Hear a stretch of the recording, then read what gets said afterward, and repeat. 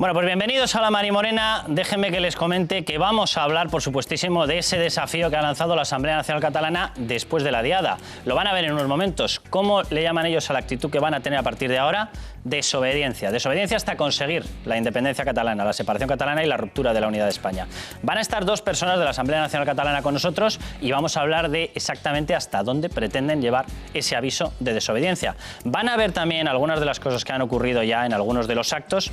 Eran actos del pasado que se han ido repitiendo en los últimos tiempos, en los cuales, por ejemplo, en determinados actos organizados precisamente por la Asamblea Nacional Catalana, por Òmnium Cultural, etcétera, etcétera, pues se soltaban gritos, por ejemplo, como Visca Terrallura.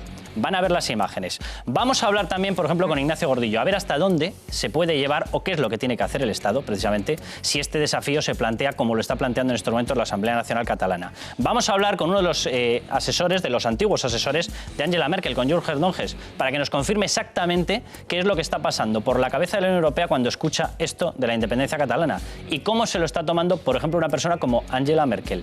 Vamos a hablar también con Lorenzo Bernaldo de Quirós para que nos dé los resultados económicos que tendría esta independencia para los catalanes y para nosotros, porque atención a la prima de riesgo que ya nos está empezando a golpear. Y vamos a hablar, por supuestísimo, de los enchufes de Podemos. El último, el del padre de Rita Maestre. Y va a haber gente de la plataforma 15M con nosotros. ¿Para qué? Pues para que nos cuente qué es lo que está pasando. A ver si eso les suena a casta o no les suena a casta. Les presento la mesa y empezamos. Bueno, está ya con nosotros, además, Andrea Levy, vicesecretaria del Partido Popular. Bienvenida. Muchísimas gracias por estar con nosotros. Gracias por invitarme. Alfonso Rojo, muy buenas, ¿cómo estás? Muy buenas noches. Asís Timmermans, muy buenas noches. Bienvenido. Jaume de la Asamblea Nacional Catalana y de Junts per Sí. Jaume, bienvenido, muchas gracias. Jordi Cañas, de Ciudadanos, muy bien, ¿cómo estás? Bien. Jordi Gordon, bienvenido, y nos acompaña también Cristina Herrera, que también es miembro de la Asamblea Nacional Catalana y de Junts pel Sí. Muchísimas gracias a todos por estar aquí. Déjenme que les lea la pregunta que tenemos preparada para ustedes, para todos los televidentes, la van a ver en unos momentos ahí, y que alude precisamente a esos enchufes. ¿Consideran ustedes que esos fichajes, ellos dicen que son fichajes porque son los hombres más preparados que había en estos momentos en la tierra, para cada uno de los cargos, para jefa de prensa del Ayuntamiento de Barcelona, para asesor desde el Grupo Municipal a Ada Colau, directamente en el ayuntamiento, pagándolo el partido, para el nuevo cargo en esa especie de agencia tributaria municipal del padre de Rita Maestre? Díganoslo ustedes. ¿Consideran que esos son realmente enchufes, que están enchufando a sus familiares?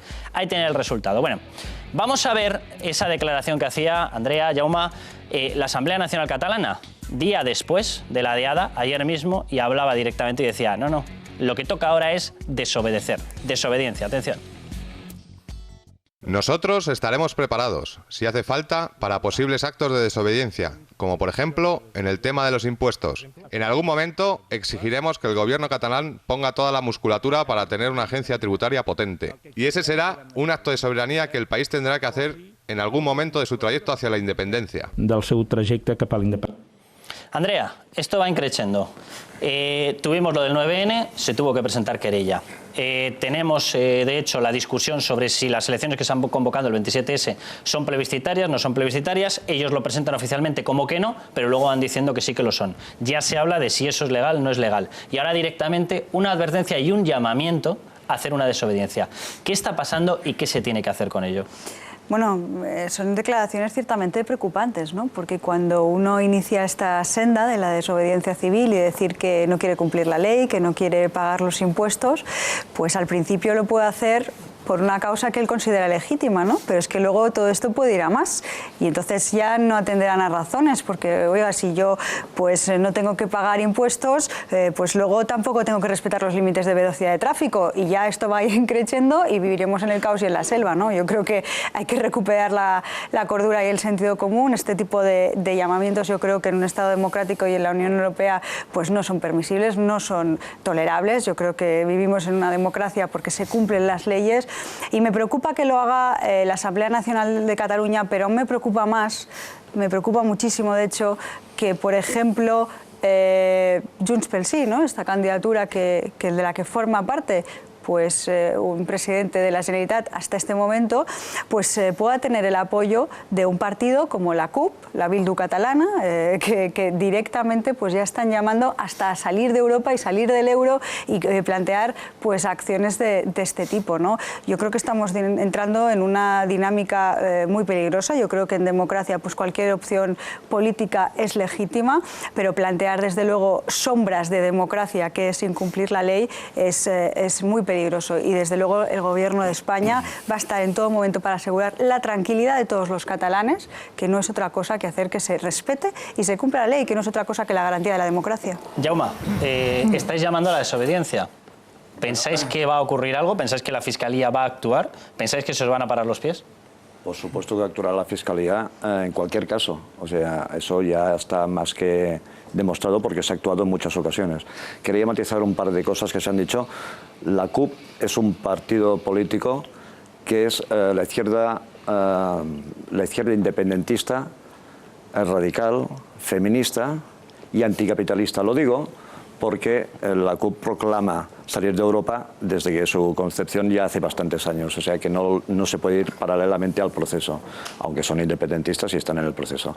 Con respecto a la hacienda propia, hombre, la hacienda propia catalana, nuestra propia fiscalidad, es una reivindicación catalana del primer estatuto que se hizo, que ya fue poco después de la democracia, en el primer intento de estatuto medio serio que se creía que se podría llegar a hacer, luego se vio que no en cualquiera de los que se ha hecho después, pero esa reivindicación siempre ha estado entre los dirigentes catalanes a la hora de pedir no solo más financiación, sino también el sistema tributario que fuera un poco más justo y equitativo.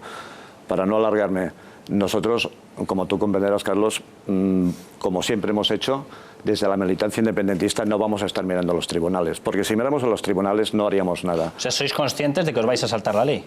En absoluto, en absoluto. Bueno. Nosotros hacemos valer la ley, pues por ejemplo, de la sentencia de La Haya en el año 2010, donde Kosovo fui al Tribunal de La Haya. El Jordi Cañas ya se ríe porque ya esta canción ya me la ha oído. Sí, no, pero sí. Este de los grandes alemanes es típico. Las sentencias tienen validez. Tienen validez. Pero lo de la sentencia de esta no, porque acuérdate que fue un error, un bulo que corrió por internet que lo compró hasta Martín. Las sentencias tienen validez sobre el caso que juzgan y sobre la situación. La sentencia es bien clara. Ante la falta de jurisdicción en ese sentido, que no se podía hacer nada porque un Estado que está dentro de la Unión Europea, si se desagregan dos, ¿cuál de los dos se va? El Estado madre puede ser el Estado madre por derecho, pero los ciudadanos todos son europeos. Entonces entraríamos en una dinámica. Nosotros a los tribunales, y termino, no me alargo, los tribunales los respetamos, pero por supuesto no obedecemos las leyes que no nos parecen justas cuando hay una mayoría tal como la que hay en este momento en Cataluña. Abro enseguida el debate, os voy a dar la palabra por supuestísimo, pero vamos a ir un momentín a publicidad antes. Y la pregunta que os voy a lanzar para que os la vayáis pensando es si de veras alguien tiene derecho a plantear la desobediencia, sobre todo en materia tributaria, ¿qué tenemos que decirle a la gente? ¿Que tiene derecho, por ejemplo, a impagar el IRPF, si se considera de otro estilo que los demás? Nos vamos un momentín a publicidad, volvemos enseguida con todo esto.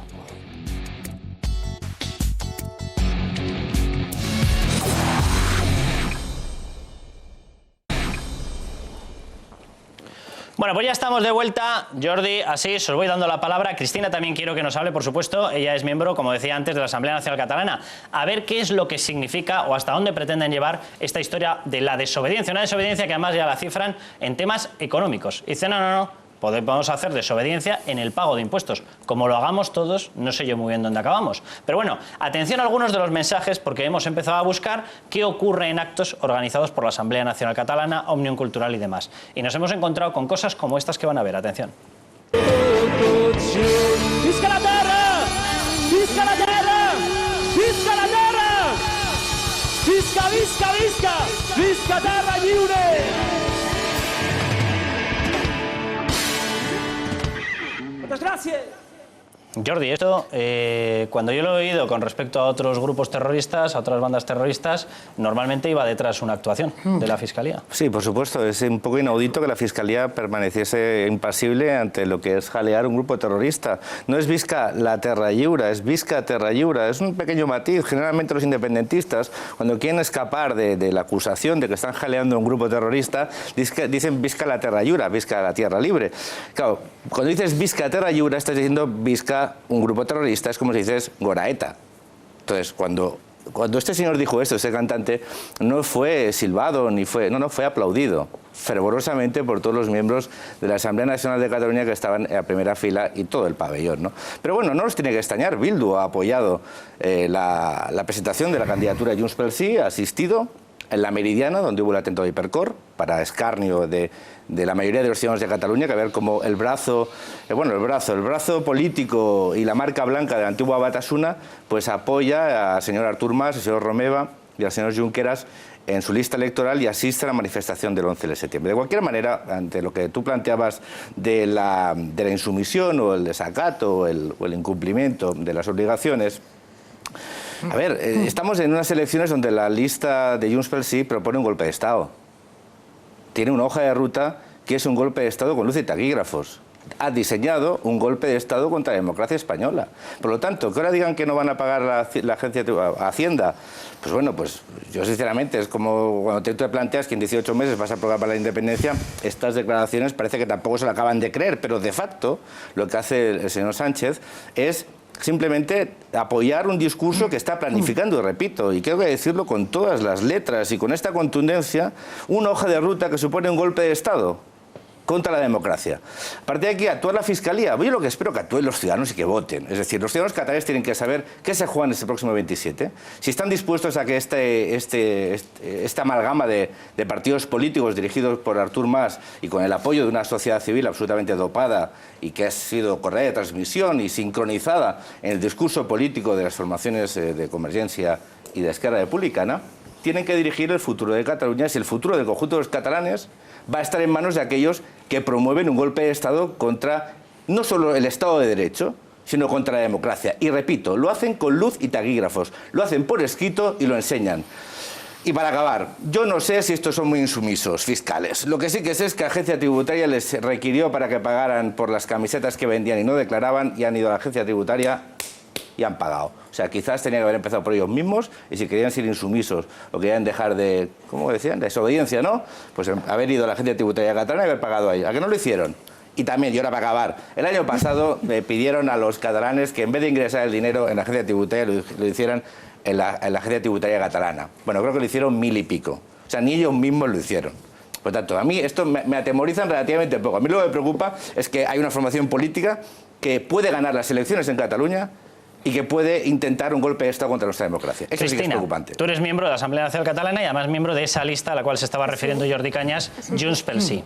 En el ideario de la Asamblea Nacional Catalana o de Junts pel Sí están este tipo de declaraciones que se lanzan, de hecho, en un acto organizado de la Asamblea Nacional Catalana. Pero es que ya era hora que lo dijera. Visca Terra Lliure.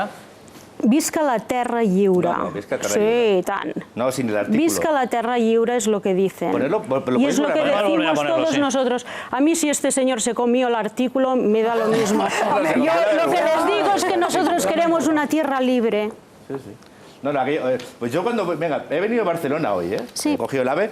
Hombre, yo sinceramente muy ocupada no la veía, ¿eh? Yo me he paseado tranquilamente por la calle y... Bueno, de y creo todos que modos, cuando estamos hablando, hablando de golpes de Estado, y los golpes de Estado, que yo sepa, se hacen a punta de pistola. No, que mira, el señor Companys hizo uno. Hay bastante experiencia. Saliendo en el balcón y declarando a la Nosotros República sonreímos Catalana. y nos cogemos de la mano, no sacamos pistolas. No son libres o dejan de serlo las personas. Y lo que estáis consiguiendo es eliminar coactivamente la pluralidad en un rincón de España en el que en otros tiempos era lugar de acogida de todas las culturas y de todas las personas. Y más lugar de acogida que es ahora, yo diría que no lo es. Déjame que volvamos a escuchar precisamente esas declaraciones, a ver si lo que dicen es Visca la Terra Lliure o lo que dicen es Visca Terra Lliure. Atención. Visca la terra! Visca la terra! Visca la terra! Visca, visca, visca! Visca Terra Lliure!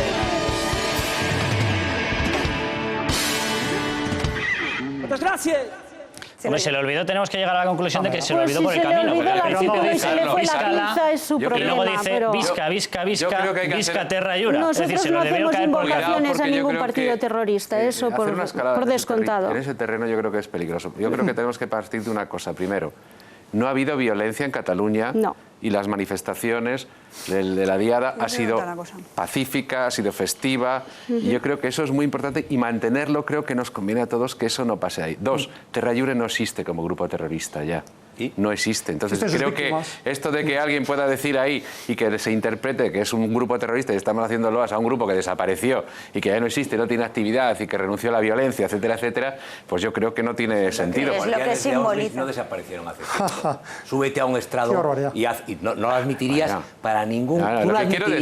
Tú no admitirías ese argumento, no digo para el caso extremo que te he planteado, para ningún grupo, para ninguna gente que en ninguna latitud del mundo hubiera sido violenta o brutal. No lo admitirías, te parecería pero tú crees, inadmisible. Alfonso, perdóname, ¿tú crees, Alfonso, que en estos momentos en Cataluña... ¿Quieres que te ponga ejemplos? 20 ejemplos. No, pero dime una cosa, ¿tú crees que en Cataluña... No, contéstame a esto. ¿Tú crees que en Cataluña en estos momentos la gente está planteando alguna perspectiva de grupo terrorista, de grupo de violencia de ese tipo?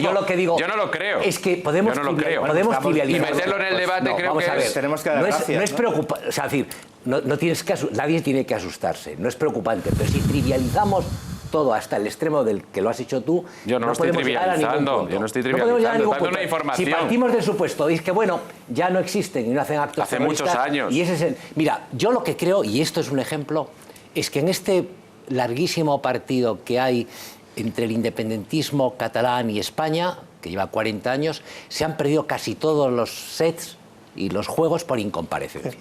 Es el gran problema que hay. Se han perdido por incomparecencia.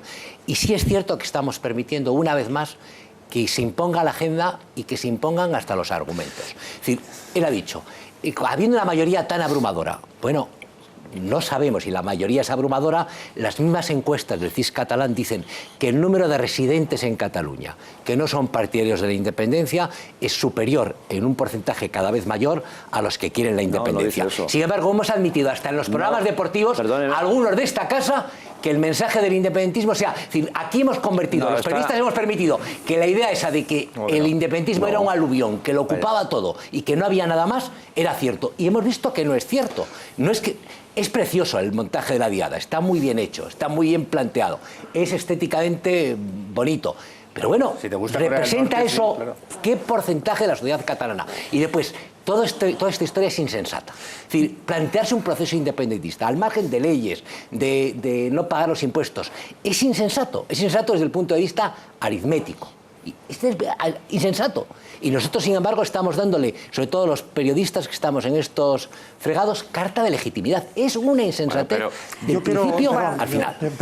Yo quiero volver al tema tal y como se ha planteado, que es que la desobediencia civil es un concepto que en ocasiones se ha utilizado para las personas que eran oprimidas y, en fin, de su resistencia y aceptar las consecuencias de la desobediencia a una ley opresora. Estamos hablando de exactamente lo contrario. Lo que hay en la Cataluña nacionalista, es decir, en el poder nacionalista, es a lo que se llama desobediencia civil, es precisamente a lo que hace el poder. Es decir, en Cataluña, la Asamblea Nacional Catalana, el poder político es el que oprime a los que quieren resistir el independentismo, el secesionismo o el nacionalismo. Es decir, el que está perseguido, el que está mal visto, el que está insultado, el que tiene miedo en las calles de Cataluña es el que quiere que su hijo estudie en español, es el que quiere decir pues, que él es español como siempre lo ha sido, etcétera, etcétera. Entonces, desobediencia civil es casi una burla. O sea, es el poder político el que lleva vulnerando la ley en contra de los más débiles, que normalmente eran los que, bueno, querían hablar su lengua materna, fuera catalán, fuera español o fueran los dos, y eso es lo mismo que ha dado impunidad porque eso se ha pactado, es decir, esa desobediencia de la ley que se lleva produciendo hace muchos años, desde hace más de 25 años, ya lo dijo Tarradellas de RC, ya dijo que era una sinvergonzonada el régimen, la dictadura blanca, le llamó, que se estaba instaurando en la Cataluña nacionalista. Por desgracia, los partidos políticos desde el gobierno central han permitido, han negociado esos incumplimientos de la ley y hoy se llama desobediencia civil a lo que es el último paso de lo que ha sido una opresión del más débil. Vosotros sois el poder en contra de la pluralidad, en contra de la libertad individual y encima os burláis de imprecaciones de jalear, de cuando jalean a un grupo terrorista. No somos tontos, que somos mayorcitos para saber lo que hace un señor cuando jalea a un grupo terrorista. No Cristina y Andrea. Vamos a ver, coacción por parte del gobierno a las familias que quieren estudiar los niños en me parece, usted vive la realidad catalana, me parece sí, que... en primera persona, con familia catalana y con personas que han tenido que salir de Cataluña y otras que y se han ido corriendo del miedo que tienen. Sí, muchas sí, o por Dios, o por los pero no digamos estas hace tonterías. Hace 20 años se fueron muchas personas. Hace 20 años. Del manifiesto de los 2000 en Cataluña. ¿Usted me está hablando de hace 20 años o estamos hablando de ahora? No, estamos hablando porque si usted quiere yo le hablo de cuando mi madre iba a la escuela y la reñían si hablaba en castellano. Sí. Si quiere empezamos por ahí. Sí. Si quiere empezamos por ahí. Podemos empezar porque ustedes están emulando lo peor del franquismo. Estamos emulando lo peor. Sí, o sea, abrir las mentes de los niños y que tengan la oportunidad de aprender 2 idiomas en vez de uno solo es coaccionar a la gente. Están persiguiendo la pluralidad. Yo no creo que eso sea perseguir la pluralidad porque todos los niños catalanes se entienden perfectísimamente con los niños que hablan en castellano y no tienen ningún problema. A pesar de ustedes. A pesar de nosotros. Oiga, pues la resistencia del castellano debe ser brutal porque claro, si los estamos coaccionando a todos... La fuerza de un idioma propio de Cataluña, que es que ustedes niegan que el castellano, el español sea un idioma propio de Cataluña y lo es. Y tienen que empezar a decir la realidad. El español es un idioma propio de Cataluña. Bueno, claro, porque hay muchísima gente que lo habla y nosotros lo respetamos. Yo tengo compañeros de trabajo que me hablan única y exclusivamente en castellano. Y yo, pues claro, en cuanto que hay personas que lo hablan y que es su lengua materna, por supuesto. Gracias a Dios, primera vez que oigo una declaración de un dirigente Claro, porque hay mucha gente que como lengua propia tiene el castellano y yo los respeto muchísimo y los aprecio. Y conmigo no tienen ningún problema en hablar en castellano, ni con mis hijos tampoco. Andrea. ¿Le parece a usted que no sé hablar en castellano yo? Andrea. En Mataró, que yo creo que fue conocido por todos, de cómo familias que pedían lo que tú estabas diciendo, que es que justamente los padres tengan libertad de que sus hijos puedan estudiar en la lengua que ellos consideren, pues fueron absolutamente presionados por todo el pueblo para que... Presionados por todo el pueblo. Pero bueno, las imágenes están ahí, las puedes ver en un medio de comunicación, pero mira, no te voy a hablar qué ganas de apartar a los niños de los compañeros. De mi realidad. Te voy a hablar de lo que yo viví el 11 de septiembre y seguro que aquí hay otro compañero de otro partido político que también ha sufrido situaciones parecidas. Yo me pasé por Barcelona el 11 de septiembre. Yo me pasé. Y esas personas uniformadas que estamos viendo en estas imágenes, yo iba con otros compañeros del partido y en un momento dado que íbamos por el casco antiguo de Barcelona, muy valientemente nos intentaron rodear y entonces nos empezaron a gritar y a silbar que nos fuéramos de Cataluña. Que yo me fuera de mi casa, donde yo he nacido, donde ha nacido mi madre, donde ha nacido mi padre, y nos fuéramos de Cataluña. ¿Tú crees que esto es normal? ¿Tú crees que esto es democracia? ¿Tú crees que esto es libertad? Y esto representa, este grupo en concreto que te rodeo, representa toda la Asamblea Nacional Catalana. ¿Creéis que los que no somos independentistas no tenemos derecho a vivir en Cataluña? Por supuesto ¿Eso es lo que estáis planteando? Por supuesto que sí que tenéis derecho a vivir en Cataluña. Y aceptar el resultado de unas votaciones. Gritabais que España es un Estado opresor. Fíjate que opresor es España, que vosotros podéis manifestaros, podéis dar vuestra libertad de expresión. ¿Y vosotros también? No, yo te estoy diciendo que hay que ver todas las partes. Claro, lo que pasa es que no tienen suficiente poder de convocatoria para reunir a 1,5 millones de personas en la Avinguda Meridiana. Que lo hagan, que convoquen. Es que coincido con Andrea. O sea, Lluvia, es muy fácil. Te voy a poner facilísimo, verás tú. Tú el año que viene te vienes conmigo. Yo vivo en el Borne, ¿vale? Borne es el kilómetro cero del independentismo catalán, por desgracia. Y te vienes conmigo, ¿vale? No te pones ni Junts pel Sí aquí, ni NC, ni vas con la camiseta uniformada en plan coreano. Te vienes conmigo y te vienes a la calle conmigo. Salimos el 10 por la noche, la víspera o el día completito, el 11. Y te vienes conmigo. Y si quieres llevas una camarita puesta aquí y lo grabamos. Y verás tú que el lúdico festivo, el simpático, el que todos buenos somos, eso desaparece radicalmente y solo te cuentas insultos, Jordi, pero es que amenazas a ti te gusta mucho y matones. Provocar, Bueno, yo sabes lo que pasa, como por desgracia lo he vivido ya desde hace unos cuantos años y ha habido gente que conmigo lo ha vivido, que sé que no sabe que no estoy diciendo ninguna barbaridad, sabe que es así, por lo tanto... O sea, de verdad, esta imagen que queréis dar de lúdico y festivo está muy bien mientras nadie os dice que no. Porque cuando alguien nos dice que no, y tú decías que esto no pasa en Cataluña, en Balaguer, hace escasamente una semana, a una familia que había pedido que sus hijos se educasen en castellano, la han acosado, intimidado, filtrado datos personales, concentrado, gracias a partidos políticos, incluso el PSC, delante de la escuela, más de 500 personas, para que no dieran clase en castellano a esos niños.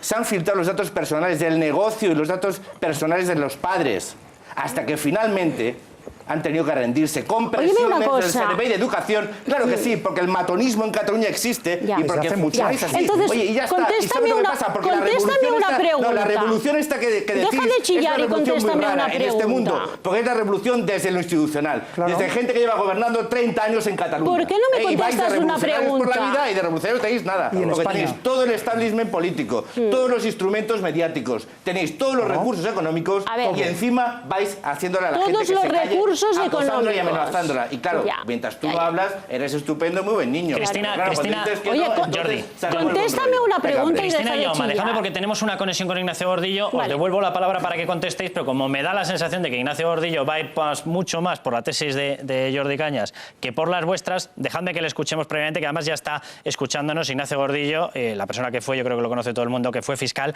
Déjeme que le pregunte a Ignacio, ¿se puede suspender a Artur Mas con los nuevos poderes del Tribunal Constitucional en base a lo que estamos viendo y lo que puede ocurrir? Indudablemente es una de las facultades que se está intentando establecer en la legislación del Tribunal Constitucional, que se le pueda suspender de sus funciones a aquellas personas que están incursas en esas actividades. Indudablemente, desde mi punto de vista, no es necesario la reforma de la ley del Tribunal Constitucional, porque con la legislación vigente, le hace el propio Código Penal, es más que suficiente. El Código Penal permite en estos casos, en estos supuestos de posibles delitos de desobediencia, la suspensión de funciones, la inhabilitación, es decir, que estas personas no continúen ejerciendo en este cargo, como dices, de presidente de la Generalitat de Cataluña. Ignacio, se empieza a oír hablar ya de una posible declaración unilateral de independencia. ¿Es admisible? Sí, indudablemente nunca se ha pensado en una actuación del ejército en Cataluña, yo creo que nunca se ha pensado en esa situación, pero hay cuestiones legales, hay artilugios legales más que suficientes para impedir que esta atrocidad, que esta cuestión tan absurda continúe para adelante. No olvidemos que la Constitución es clara, desde el artículo 1 donde establece la unidad indisoluble de España, donde se establece que España es una nación y, lógicamente, esta aventura del señor Mas y aquellos que le estén ayudando, acompañando, no tiene sentido. ¿Por qué? Porque va contra la ley fundamental, que es la Constitución de 1978. ¿Es admisible? ¿Se puede parar? ¿Qué pasa si continúan con cosas como esta, como lo de la declaración unilateral? ¿Qué habría que hacer? Pues mire, el procedimiento de actuación es la aplicación de la legislación vigente. La legislación vigente sin ningún tipo de reforma es clara. Y es claro puesto que, si recordamos, el día 9 de noviembre del año pasado se intentó un referéndum también sobre Cataluña, un referéndum que el propio Tribunal Constitucional, no olvidemos, declaró que era ilegal y acordó su suspensión. Sin embargo, el señor Artur Mas hizo ese intento de referéndum con otras palabras para que no fuese un referéndum, que llevó a que la Fiscalía General del Estado presentase una querella días después, el 21 de noviembre. Querella que fue casualmente admitida por el Tribunal Superior de Justicia el día 8 de enero del presente año. Y lo que es increíble a estas alturas es que todavía en esa querella admitida por el Tribunal Superior de Justicia de Cataluña, por 4 delitos graves que son desobediencia, prevaricación, usurpación de funciones y malversación de caudales públicos, pues es increíble, como decía anteriormente, que todavía no haya sido citado ni el señor Artur Mas ni ninguno de las otras personas que fueron objeto de querella, que no se haya avanzado en el procedimiento, que no se haya suspendido o inhabilitado a aquellas personas que aparecen en la querella. Indudablemente creo que el gobierno aquí tenía que haber actuado. ¿Y cómo es haber actuado? Pues a través de la Abogacía del Estado y haber impedido este referéndum, aunque se diga que son elecciones autonómicas catalanas, porque lógicamente no hay programa, no hay unas elecciones catalanas, sino sino que es, bajo otra denominación, un auténtico referéndum sobre independencia o no. Creo que se está olvidando gobernar, que es lo que tiene que hacer el gobierno catalán, está olvidando el gobernar, que es la principal función para la cual ha sido elegido para los ciudadanos,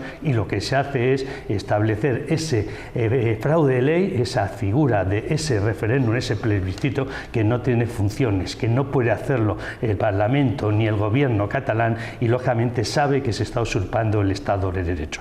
Creo que la aplicación de la legislación, como le digo, el Código Penal, que tenía que haberse aplicado mucho más rápido desde este 9 de noviembre pasado, la aplicación del Código Penal que permite la suspensión o la inhabilitación de las personas que incumplen sus obligaciones, que juraron o prometieron la Constitución y que ahora no lo están cumpliendo, creo que la aplicación del Código Penal con todas sus consecuencias sería la solución lógica. No es necesario reformar la ley que establece, que regula el Tribunal Constitucional, sino con la legislación que tenemos, que lógicamente no permite uno de los mayores y más graves delitos que hay, como es estos delitos de desobediencia, estos delitos de malversación, prevaricación y usurpación de funciones, porque son funciones que él sabe que no puede desarrollar y sin embargo desarrolla incumpliendo flagrantemente el ordenamiento jurídico. Es una conducta muy grave, como decía antes, por el ejemplo, es una conducta muy grave porque se olvida de su función, que es gobernar, y es una conducta muy grave cuando vemos que ahora de los principales problemas que tienen los ciudadanos españoles se ha pasado, como decía el otro día en unas encuestas, de que fuera ETA a que ahora sea el señor Artur Mas. Creo que los catalanes tienen que ver estas encuestas de forma preocupante, que ahora ocupe Artur Mas el número 1 de preocupación de los españoles, cuando hace un par de años, por ejemplo, era ETA la que ocupaba ese puesto número 1. Creo que el ordenamiento jurídico es para el señor Artur Mas como para todos los que estamos dentro de la ley, y lógicamente el incumplimiento por parte de él es algo grave y que el gobierno tiene que actuar. Pues muchísimas gracias, don Ignacio. Y os planteo, después de semejante repaso al Código Penal, dicho directamente desde una visión puramente legal. Es decir, lo que acaba de decir Ignacio Gordillo legal, es que hay causas... No, o sea, ¿tú crees que no es un criterio yo creo que yo conozco legal Gordillo mucho el de una persona que es fiscal, que ha sido fiscal durante un montón de años en la Audiencia Nacional? Hacer una interpretación que no han hecho, por ejemplo, la Abogacía del Estado. La Abogacía del Estado no ha hecho esa interpretación, ni montones de juristas que se han pronunciado sobre todo este proceso. Yo creo que, de todas maneras, podemos ir en una escalada cada vez mayor. Lo que va a dar como resultado las elecciones probablemente va a ser una especie de empate, da igual que haya 5 puntos más arriba, 5 puntos para abajo de cualquiera de las dos opciones. Y el problema seguirá ahí, y hay que abordarlo desde el punto de vista político, y habrá que abordarlo de alguna manera. Lo que no puede ser es que uno intente darle al otro, el otro intenta dar. Por ejemplo, este tema de la fiscalidad me parece absurdo, porque nadie va a arriesgarse a no pagar los impuestos que tiene que pagar habitualmente e irse a pagar a un sitio sabiendo que le pueden multar con la incertidumbre. Es imposible que eso prospere de ninguna manera. Pero yo sobre todo creo que el problema político está ahí. Todos los corresponsales extranjeros que estaban presentes en la diada plantean el problema. Hay una situación en la que hay 50, 48, 44, me da igual 54, pero hay que dar una solución política. Y esa solución política solo puede venir de un diálogo entre las partes, pero no intentarse dar con la... Ese empate técnico hay una diferencia. Los corresponsales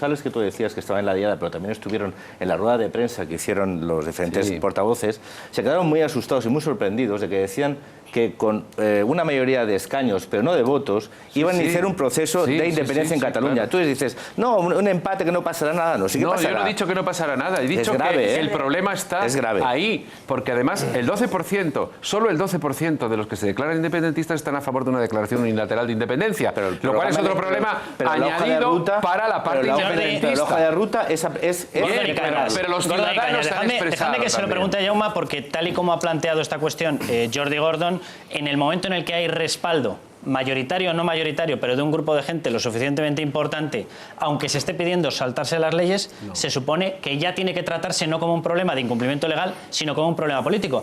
Jaume, yo te hago la pregunta. Si yo ahora aquí, delante de la Cámara, le pregunto a la gente y digo cuánta gente se quiere sumar a una movilización para no pagar impuestos, sobreentiendo que obtendría un grupo más que notorio, más que notable de gente. Pero no están hablando de no pagar impuestos. Si ocurre eso, Jaume, automáticamente se nos tiene que tratar como un problema político y por lo tanto tenemos que negociar a ver hasta dónde se nos bajan los impuestos. Eso es una cosa una manera muy simplista y muy facilona de tratar el tema, que no tiene nada que ver con lo que dices, y es un ejemplo...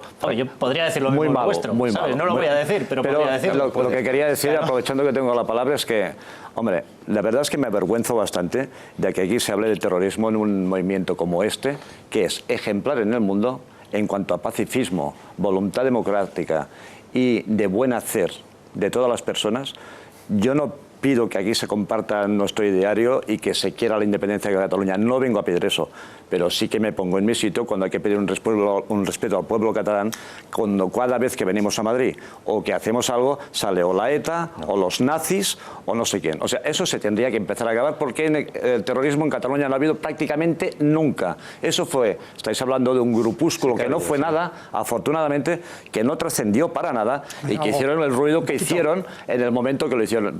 Mataron gente, pero mataron gente, no había ruido, mataron gente. Hablamos de respeto a la ley. El señor juez se ha explicado de una manera solemne. Fiscal. Ay, perdón, fiscal, sí. Disculpe, sí.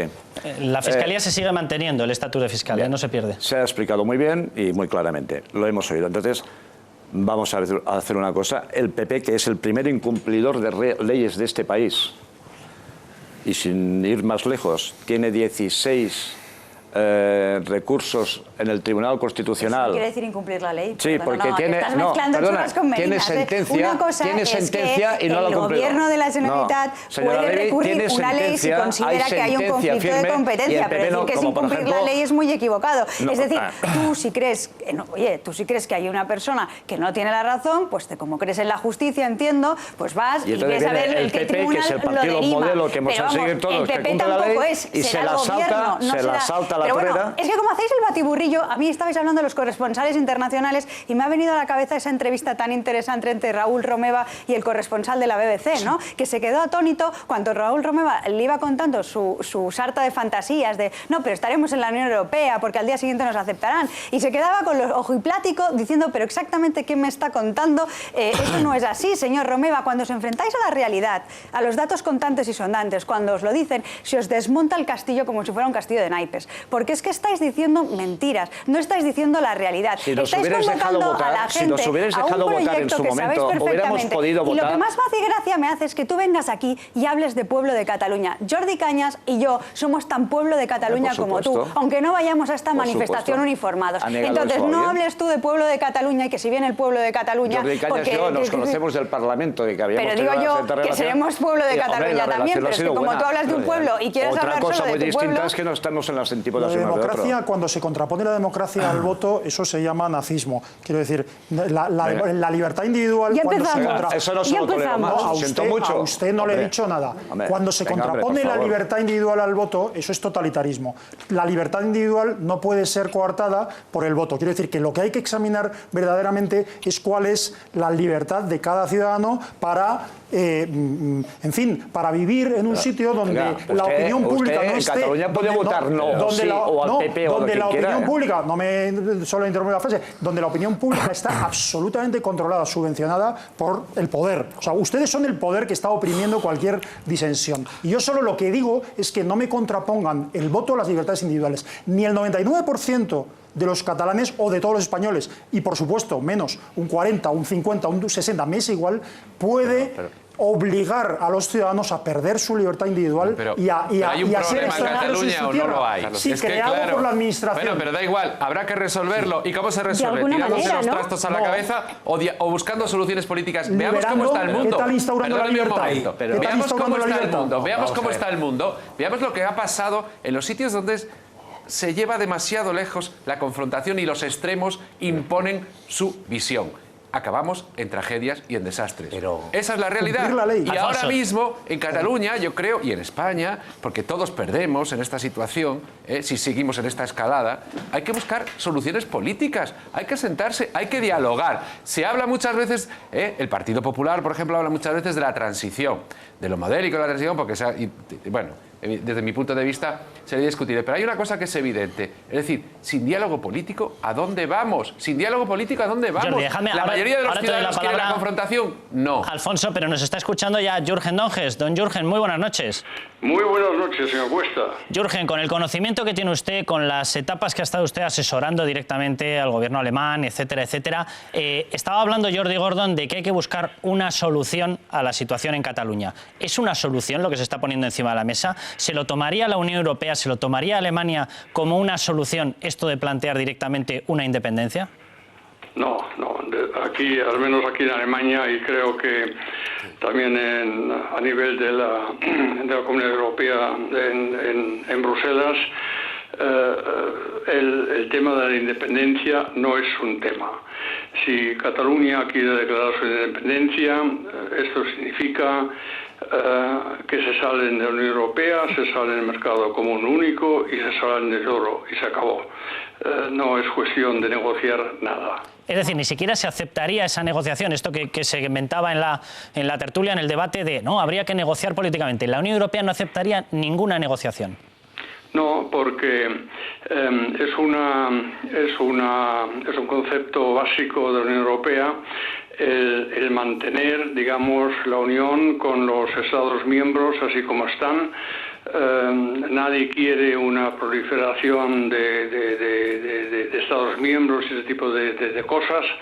Y muy aparte de eso, aquí en Alemania por lo menos, no sé cómo lo ven ustedes en España, pero aquí pues mirándonos desde un punto de vista, digamos, estrictamente jurídico, pensamos que hacer una independencia en Cataluña es completamente contrario a la Constitución española, a no ser que se someta a un referéndum general en España. Eso cambiaría mucho las cosas, pero eso tengo entendido que los independentistas catalanes no lo quieren porque suponen lo que saldría de ese referéndum. Jürgen, usted es uno de los grandes economistas alemanes.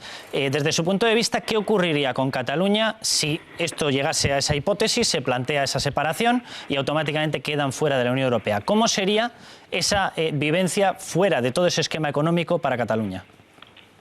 Bueno, pues sería bastante nefasto, ¿no?, para Cataluña, porque, como ya dije, al quedarse fuera del mercado único europeo, pues las empresas catalanas ya no tendrían un acceso ilimitado a un mercado importante como es el europeo. Además, las empresas catalanas también perderían o no tendrían un acceso sin aranceles en lo que quedaría de España, que es el 70% del comercio de las empresas. Las empresas catalanas tampoco se podrían ya basar, digamos, en sus exportaciones en la marca España, como hacen hasta ahora. Perdería Cataluña también su atractivo para la inversión directa extranjera, que hasta ahora era muy alto, pero lo perderían. Y la Generalitat, como ustedes dicen, que técnicamente está en quiebra, tampoco ya podría financiarse, porque al estar fuera del euro tampoco recibirían liquidez los bancos del Banco Central Europeo, y no sé cómo pagaría el señor Mas los salarios a sus funcionarios y las pensiones a sus ciudadanos.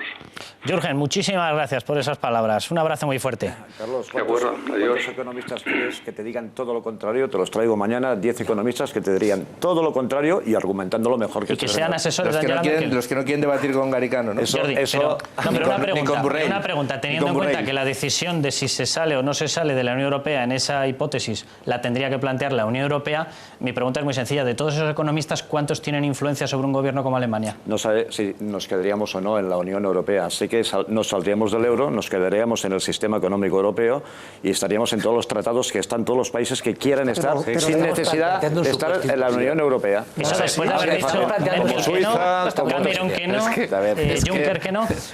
Alfonso. Yo creo que estamos planteando... Yo querría nada más muy breve. Primero, es un supuesto imposible, ya lo he dicho. No puede ir uno contra las leyes de la gravedad, rara vez se puede ir contra las leyes de la demografía y nunca contra las de la aritmética. Y si quieres me explico un poco más. Te he escuchado decir una cosa que sí me gustaría que me lo aclares y tú otra, muy breve. Tú has dicho, me parece haberte oído decir en tu anterior intervención, si se nos dejase votar a los catalanes. Yo he pasado mucho tiempo fuera de España, casi de mis 40 años activos de periodista, 30. Y a lo mejor me he perdido algo, pero yo tenía la impresión, por lo que leía, lo que escuchaba en Radio Exterior y lo que veía en los periódicos, que se votaba con cierta asiduidad en Cataluña, incluso con más asiduidad que en el resto de España, y con mucha más libertad que en otras zonas de España, por ejemplo, con mucha más libertad que en el País Vasco. Entonces, yo creí que se estaba votando y se votaba en libertad en Cataluña hasta ahora. Eso me gustaría que me lo aclarases. Después tenía también la impresión, que es parte de eso, que como consecuencia de ese voto, quienes han mandado en Cataluña y han controlado todo, quienes han expulsado el castellano de la administración pública, quienes lo han expulsado de la educación y este tipo de cosas, pues habían salido de unas elecciones. O sea, pero quizás me lo aclares, y es que yo no me enteré en el tiempo que he vivido fuera. Y respecto a lo que tú dices, es que es un mensaje buenista, vamos a hablar. Pero es que hay problemas que no tienen solución a corto plazo.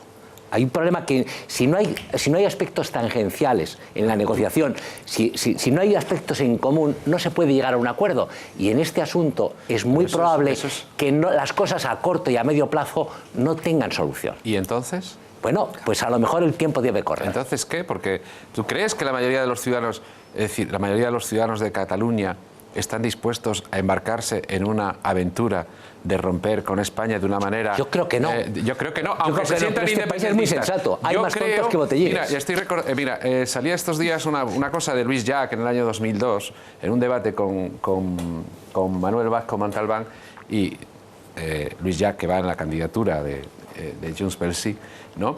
Decía una cosa: si España nos ofrece un proyecto atractivo, estupendo, no tiene sentido la independencia, decía Luis Llach, que ahora va ahí en esta... Es decir, bueno, yo creo que muchos ciudadanos en Cataluña seguramente no querrían eso. Yo creo que cada uno tiene su posición. Yo, desde luego, no soy independentista, ni estoy a favor de la independencia, pero sí que creo que ese problema que hay millones de personas, como estamos viendo, que tienen un sentimiento, ¿qué tal? Habrá que darle alguna salida política. Habrá que plantearse si hay que reformar la Constitución. Yo no tengo la solución. Ponme un detalle de esa salida política. Dime tres cosas. No te pido más. Dime tres cosas que crees tú que serían decisivas. Confederal, no lo sé, pero no, dime yo no voy a decir cuál es la solución. Pero yo no tengo la solución. Pero que habrá que encontrar entre todos la solución, creo que sí, porque se habla del desastre económico en Cataluña, pero ¿España se puede permitir el lujo de perder el 18% del PIB? Pero estamos en un supuesto. Es un disparate también. Digo, mira, aquí en general en nuestro país tenemos una tendencia que siempre es letal. Uno que es de forenses. Es por qué ha pasado por qué hemos llegado hasta donde estamos y todo el mundo es un gran forense. Es un gran forense, fenomenal. Y yo coincido contigo que tenemos un problema. Claro que hay un problema. Hay un problema porque hay, no sé, si 1.600.000, 1.400.000, 1.200.000 ciudadanos de Cataluña en edad de voto que pueden votar una lista que tiene como objeto romper España y sacar a Cataluña de España de la Unión Europea. Por lo tanto, existe una situación que desde luego tiene que tener un abordaje político, por supuesto. Pero nos encontramos en una tesitura donde para que haya un diálogo tiene que haber dos partes dispuestas a, como mínimo, poner en común los problemas y poner en común posibles soluciones. Lógicamente, las democracias occidentales y liberales se fundamentan no en votar, como en la Cataluña turulata esta, que de los últimos años se piensan que la democracia es solo votar. No, pero en Corea del Norte se vota, en Cuba se vota y durante el franquismo se votaba. No, la democracia es votar, es un procedimiento y el respeto a las leyes. Y las leyes, claro que no son inmutables y se pueden cambiar. Y ese es el árido y arduo debate y trabajo de aquellos que se dedican a la política y de los ciudadanos que impulsan los movimientos políticos y sociales, que buscan o tienen que buscar puntos de encuentro. Pero desgraciadamente aquellos que vivimos la política catalana de cerca, en primera persona, comprobamos que esos espacios, como bien decía el señor Rojo, esos espacios de diálogo y de debate han sido dinamitados por unas formaciones políticas que ya no tienen como objeto mejorar, transformar, adaptar, seguir evolucionando nuestro modelo, nuestra arquitectura institucional. No, que tienen un objetivo, lo dicen. Queremos, ya no hay nada que hacer, queremos romper España, queremos salir de España. Y entonces, ahora tenemos una fecha clave, que es este 27 de septiembre, donde este tipo de debates, planteados de esta forma, es, perdonadme, una discusión bizantina, aunque a mí me gusta participar de ella. Porque realmente ahora hay un reto. Hay un reto que si estas formaciones políticas consiguen la mayoría absoluta en escaños, van a iniciar un reto político al conjunto del Estado, es decir, al conjunto de la nación, y van a poner en riesgo la convivencia en Cataluña y el conjunto de España. No solo el futuro económico, algo más allá, que son las relaciones entre las personas, que es si tenemos un modelo de convivencia donde podamos perfectamente dialogar los diferentes. Eso lo ha dinamitado y hay un responsable, no hay equidistancia, hay un responsable, el separatismo en Cataluña. A partir de aquí, y no hay ninguna responsabilidad en el otro lado. Pasado el 27, si conseguimos, y ahí yo creo que tenemos que llamar a la movilización de aquellos ciudadanos que no quieran que nuestra nación se rompa, que vayan a votar el próximo 27, por aquellas formaciones, me da igual, pero por cualquiera de las formaciones que no quieren romper España. A partir de ese 27, claro que habrá que hacer política, por supuesto, y alta política, una alta política para el conjunto de la nación, porque aquí el problema no lo tenemos los catalanes, lo tenemos el conjunto de españoles.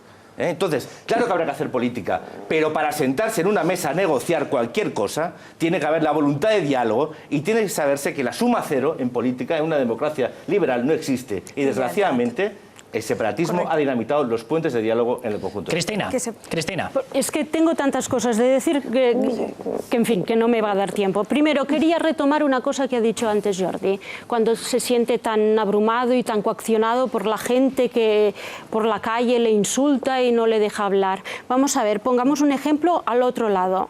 Cuando se cae un avión y se dice que hay muchos pasajeros que son españoles y empiezan a ver tweets por todas partes diciendo que ojalá sean todos catalanes, ¿esto representa al conjunto de España? No. ¿Quién dice eso? ¿Quién ha dicho eso? ¿Verdad que no? ¿Verdad que no representa al conjunto de España? No, estoy haciendo una comparación. Hacemos una teoría de tweets. Tú me estás diciendo... Es que yo te voy a dar nombres y apellidos. Mira, tú conoces a Kim Torra, ¿no? ¿Conoces a Kim Torra? Claro que lo conozco. ¿Lo conoces? ¿Qué te parece Kim Torra? Buen Jan, ¿no? Me Buen parece chaval, estupendo. ¿no? El director del Borne Centro... Sí. ¿Y que ahora preside qué? Es que se me ha olvidado. Omnium Cultural. Omnium Cultural, ¿verdad? Sí, Muy bien. sí. ¿Quieres que te lea tweets del señor Kim Torra? ¿Te los leo? ¿Me podéis dejar un minuto que los busque? No, yo te estoy diciendo... Hombre, no, es que tiene nombre y apellidos, hombre. Ese no es un chalao que tiene un fake en Twitter, no. Es un señor con nombre y apellidos. Y me voy a dar el gustazo, hombre, de leértelo. ¿Por qué no me contestas? Sí, no, si te voy a contestar. Representan al conjunto de España, ¿verdad que no? Sí, lo vas a ver. Con dinero público. De todas maneras, yo quería decir una cosa, porque aquí se estaba hablando de ese supuesto principio de acomodo que tienen que tener y que los catalanes hay que ofrecerles un proyecto para que se sientan, y yo también.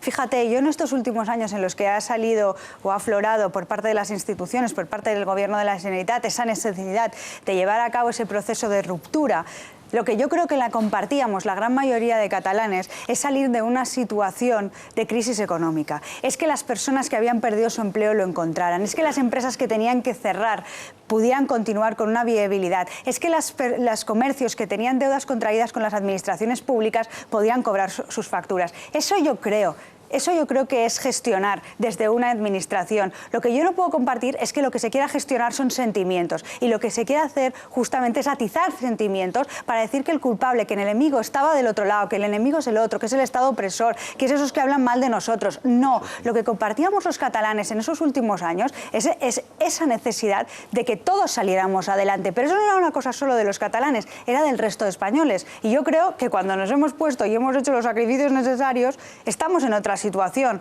Lo que yo creo es que ha habido de la otra parte un gobierno desleal que ha utilizado una situación de deslealtad, una situación de debilidad por parte del Estado para aprovecharlo y atizar sentimientos. Andrea, que eso es lo más desleal es el del Partido Popular. No, eso no tiene nada que ver con el PP. Jordi, por favor, que no se entiende. Jordi, que no se entiende si habláis todos a la vez, por favor. Concluye, Andrea. No, lo que quería decir es que hemos tenido un gobierno de la Generalitat gestionando sentimientos y aprovechando una situación de debilidad de España para decir que ese era el enemigo y ese era el culpable, en lugar de asumir sus propias responsabilidades. Y ese es el principio que yo creo que se ha utilizado de forma desleal para generar esta situación, que haya personas en la calle diciendo es que España no nos ofrece nada. Oiga, no, aquí teníamos un proyecto común y teníamos una situación de la que había que salirse. ¿Me podéis dejar leer Jordi. algunos? Es que lo digo porque este tiene nombre y apellidos. Podría leerte muchos de mucha gente variopinta y de muchísimos que forman parte de Junts pel Sí. Entonces el señor Toni Albá, tú lo conoces, Toni Albá, sí, ¿verdad? También, ¿Cuántos tweets ofensivos? Pero este señor es Kim Torra, tiene un cargo público y es presidente de Omnium. ¿Será que tú eres un angelito en los Twitter, ¿no? franceses También, y Jordi. españoles comparten la misma concepción aniquiladora de las naciones, ¿vale? Vivimos ocupados por los españoles desde 1714. El fascismo de los españoles que viven en Cataluña es infinitamente patético, repulsivo y borde. ¿Vale? Los españoles en Cataluña son como la energía, no desaparecen, se transforman. ¿Te sigo leyendo porquería?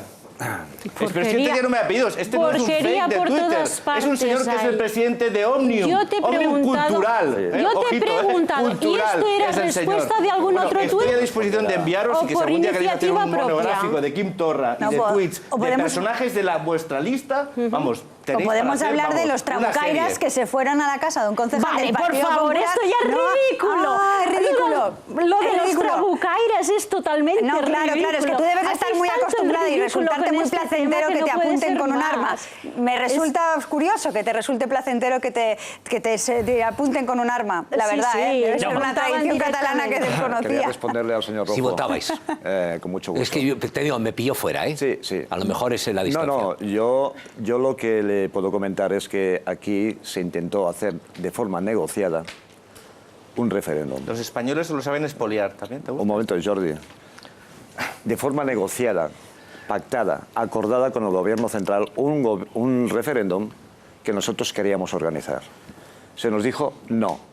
¿Eso responde a su pregunta? ¿El nosotros quién es? La Constitución. La Constitución pone que no se nosotros. puede. Es que lo importante, vamos a ver, lo importante en los derechos que existen es el sujeto del derecho. Es decir, ¿quién es el sujeto del derecho en ese referéndum? ¿Quién es el que debe votar y dónde? Yo le pregunté una vez, de las veces que coincidía antes, que iba más a las televisiones que ahora, pues coincides en la sala de espera con personajes de distinto nivel. Y yo con Artur Mas he coincidido 2 o 3 veces.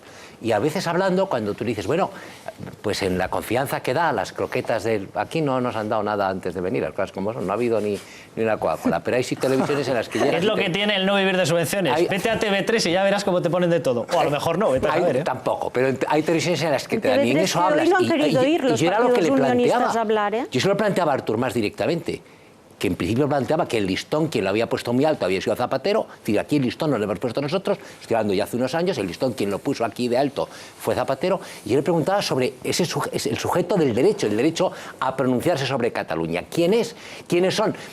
Hay que hacerse caso del CIS, la soberanía nacional está a manos del pueblo español. Rojo, claro. Señor Rojo, una cosa nada más. Los ciudadanos de Tarragona, que usted es Albiol el que tiene derecho a hacer un referéndum, Albiol tiene derecho a hacer un referéndum en Badalona y decidir si Badalona se va a la Comunidad Valenciana.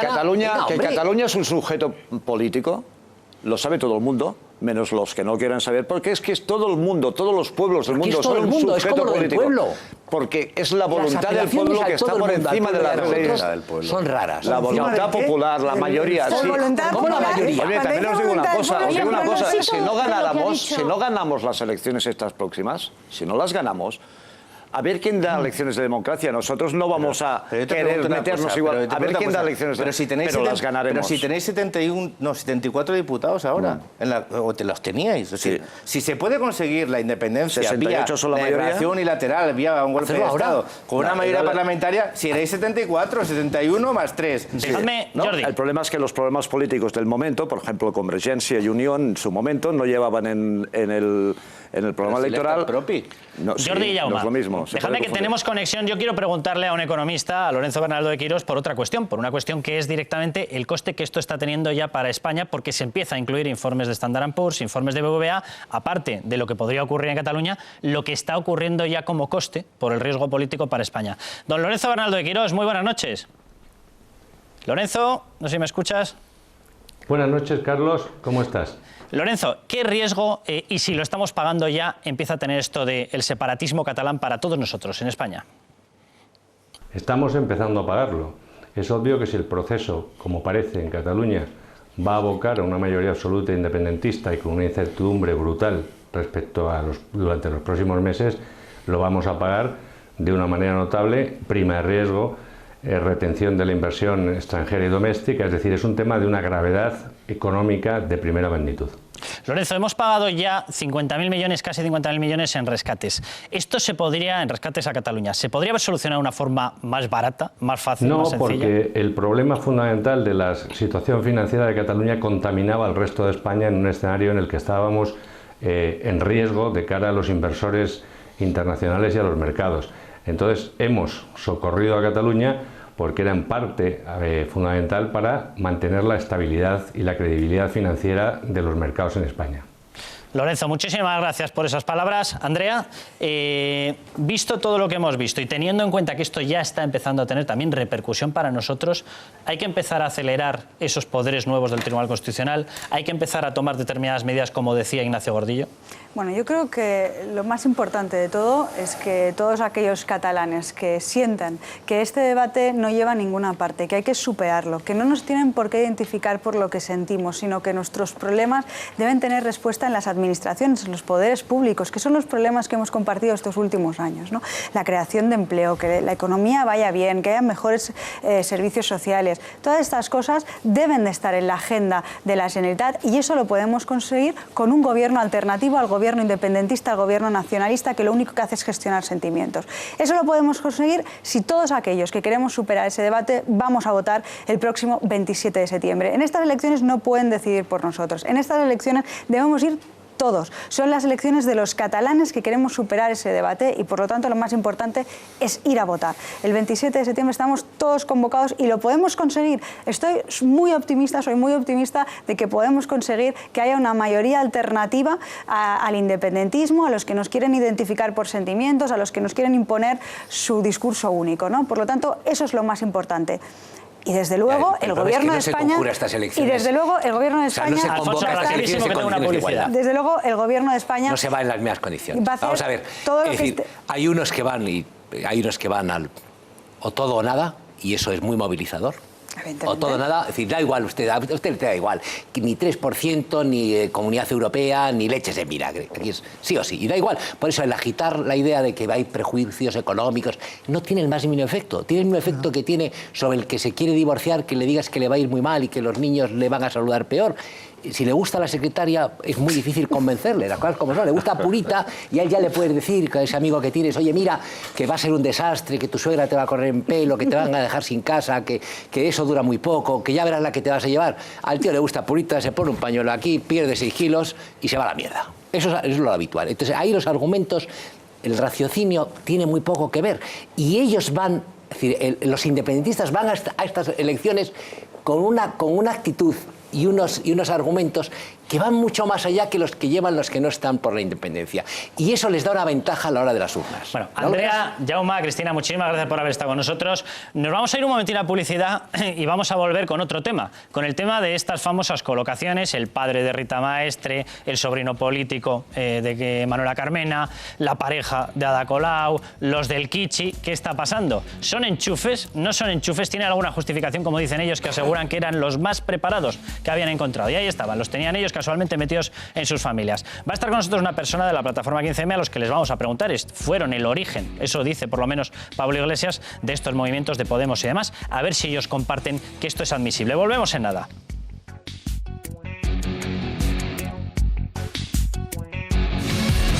Bueno, pues vamos a hablar de esas colocaciones que están apareciendo en determinados nichos donde gobierna ahora Madrid, donde gobierna, es decir, Manuela Carmena, donde gobierna la formación de Ada Colau, donde gobiernan distintas marcas de estas que habitualmente se las denomina marcas blancas de Podemos. También, por ejemplo, en Cádiz con el Kichi y demás. ¿Y qué es lo que ha empezado a ocurrir? Bueno, pues el último caso lo veíamos recientemente, el padre de Rita Maestre.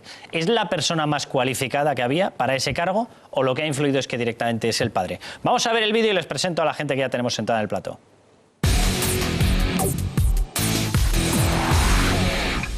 Causaron sensación entre la izquierda política de nuestro país los nombramientos de Beatriz de Guindos, sobrina del ministro de Economía, como directora general de Competencia, cargo al que renunció, o el de la hija de Miguel Ángel Arias Cañete como subdirectora de Industria y Energía. ¡Qué barbaridad! Estos directivos los nombra el Consejo de la Comisión Nacional del Mercado de Competencia. El Gobierno no interviene absolutamente para nada. Ahora hemos descubierto que además colocan a sus hijos, a sus sobrinos y también algunos pues también colocan a sus maridos. Y con la llegada de los partidos populistas nos hemos cansado de escuchar a miembros de Podemos invocar a la política del enchufismo, de los nombramientos a dedo y del amiguismo. Podemos es una escoba para barrer la sociedad. Para que exista democracia hay que votar, pero también tienen que haber mecanismos efectivos de rendición de cuentas, de transparencia y de control democrático de los representantes electos. Ahora no hay más que ver cómo el discurso cambia. En el Ayuntamiento de Madrid, la propia alcaldesa tiene a su sobrino político Luis Cueto trabajando con ella, o la familia Maestre al completo. Un funcionario de carrera y de su adecuación profesional creo que son conocidos por todos y por todas. Nadie ha dicho que no fueran competentes. Todos muy aptos. Barcelona no se queda atrás, la alcaldesa tiene a su pareja trabajando en el consistorio y a una amiga suya que trabajó como artista posporno. Eso sí, el discurso ha cambiado y todos sus nombramientos son muy válidos. Bueno, pues les presento ya a Agustín Conde, portavoz adjunto del Partido Popular en el Congreso. Agustín, bienvenido. Hola. Les presento también a Emmanuel Rodríguez, de la Fundación de los Comunes. Hola, que me comentabas, Emmanuel, que estabais o que habéis estado en algunas de las plataformas que han lanzado estas candidaturas, ¿verdad? Exactamente. Y le presento también a César Sinde, que nos va a hacer un desglose de cómo se reparten esos cargos que casualmente han ido todos a parar a familiares. A ver qué es lo que está pasando, a ver qué es lo que está ocurriendo. Agustín, te lo pregunto a ti directamente, porque ha habido una serie de acusaciones. Nosotros mostrábamos en el vídeo hace tiempo la sobrina de Luis de Guindos, la hija, me parece que era, de Miguel Arias Cañete, y se decía, no, es que estos son enchufes y tal. Era gente que estaba dentro de esos organismos, que de hecho llevaba muchísimos años en el Tribunal de Defensa de la Competencia, como se le llamaba antes, en el otro organismo, en el caso de Miguel Arias Cañete, y que de hecho tenían que ascender por un procedimiento normal.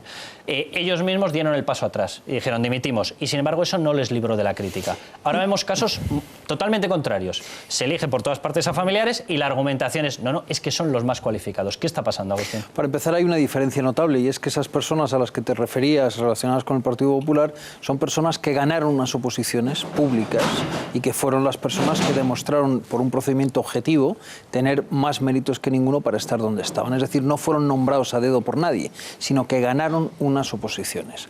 Ahora en lo que estamos es en otra cosa. Ahora estamos en el dedazo, estamos en el amiguismo y estamos sobre todo en lo que a mí me parece más importante, que es la demostración de que todos aquellos que hablaban de la casta, lo que parece que les dolía es no estar ellos en la casta.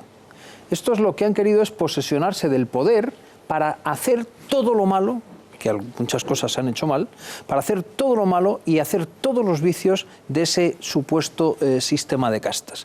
Es una cosa bastante sorprendente y desde luego si yo hubiera votado a Podemos, desde luego estaría bastante sorprendido. Jordi. Yo es que creo que decir, esto de la parte por el todo, yo creo que no, vamos, no lo sé, pero digamos, que habrá que verlo, pero que es evidente que si nos vamos a dedicar a mirar el parentesco de todos los responsables políticos, de todos los técnicos, de todos los responsables de todo, pues yo creo que vamos por mal camino. El Partido Popular y casi todos los partidos, y es verdad que ha habido un grado de endogamia en ese tipo y de nepotismo en muchos casos, y ha habido excesivo, y lo sigue habiendo. Yo qué sé, se me ocurre ahora mismo, por hablando del caso del Partido Popular, y nadie ha dicho nunca nada de que el señor Arriola y su mujer sea vicepresidenta del Congreso, el señor Arriola, uno de los, el gurú del Partido Popular. ¿Cómo que no hemos dicho nada? No, no ha dicho nada nadie. Yo lo he escrito, Bueno, no ha habido ningún escándalo al respecto. Eso también clama. Pero es que Celia Villalobos lleva en política. Yo a mí me parece. Celia Villalobos, ¿cuántos años lleva en política? Ha sido diputada desde hace ¿cuántos años? 160. Por lo menos, ¿no? Sí. Creo que este debe ser el último, ¿no? Pero que te quiero decir que es que. Es decir, discutir eso para deslegitimar a una formación política a mí me parece absolutamente fuera de lugar. En una formación política que acaba de llegar ahora mismo, ¿será criticable alguno? Es posible que lo sea, no lo sé. En el caso, por ejemplo, del último, del padre de Rita Maestre, que parece que lo contrató el Gallardón, le contrató para hacer ese trabajo. Se supone que estará cualificado para ese trabajo. Entonces, ¿cómo le ascienden? Que a mí, desde el punto de vista estético, me parece una torpeza por parte de Podemos. Me lo parece. Desde el punto de vista estético, me lo parece. Desde el punto de vista de que eso significa que hay nepotismo dentro de Podemos ya y que eso les legitima y los equipara a los demás. Pero claro, al final el discurso parece que es, bueno, quedémonos con los originales, ¿no? Quedémonos con los que hacen el nepotismo, con los que han tenido casos de corrupción, etcétera, porque al fin y al cabo los que vienen son iguales. Y entonces eso están deslegitimados. Me parece una cosa horrorosa. Alfonso, déjame que aclare una cosa. Alfonso, que el director de este programa, el director de este programa por ahora soy yo. Estoy a favor de discutir a cualquiera. O sea, lo digo por puntualizar. Oye, no sé si se está poniendo de moda esto de cuando va a intervenir el director del programa habláis todos a la vez, pero no me gusta la moda, ¿vale? Muy bien. Por puntualizar unos datos que has dado. Vamos a ver. Esta persona se la nombra en estos momentos subdirector de la Oficina de Atención al Contribuyente. Por lo tanto, no pudo ser nombrado en el pasado porque se le nombra en estos momentos. Esta persona fue encargada, gracias Jordi, de gestionar y diseñar el servicio entre 2004 y 2012, no del cargo de subdirector en estos momentos, que es lo que se le está nombrando, y que es un cargo en el cual se le está nombrando, y de hecho ha dado explicaciones la propia Rita Maestre de por qué se le nombraba. La explicación ha sido muy somera, ha sido decir que ya no pensaba referirse a este tema, pero que es un nombramiento nuevo, sí. Que es un nombramiento de libre designación, sí. Es decir, sí hay nombramiento, ¿vale? No, es que me parece evidente. Yo no entiendo el argumento de que no se puede examinar el nepotismo, los amiguismos de una formación política porque se pretenda, no sé, ilegitimarla o algo parecido. No, es decir, lo que se pretende es decir que Rita Maestre, que manda muchísimo en el ayuntamiento, hay quien dice que más que la alcaldesa Carmena, no lo creo. Lo que se pretende decir es que no se puede nombrar para un cargo de libre designación, para un alto cargo de designación a tu padre. Es que no hay ya ni que entrar, en si es muy poco o nada cualificado.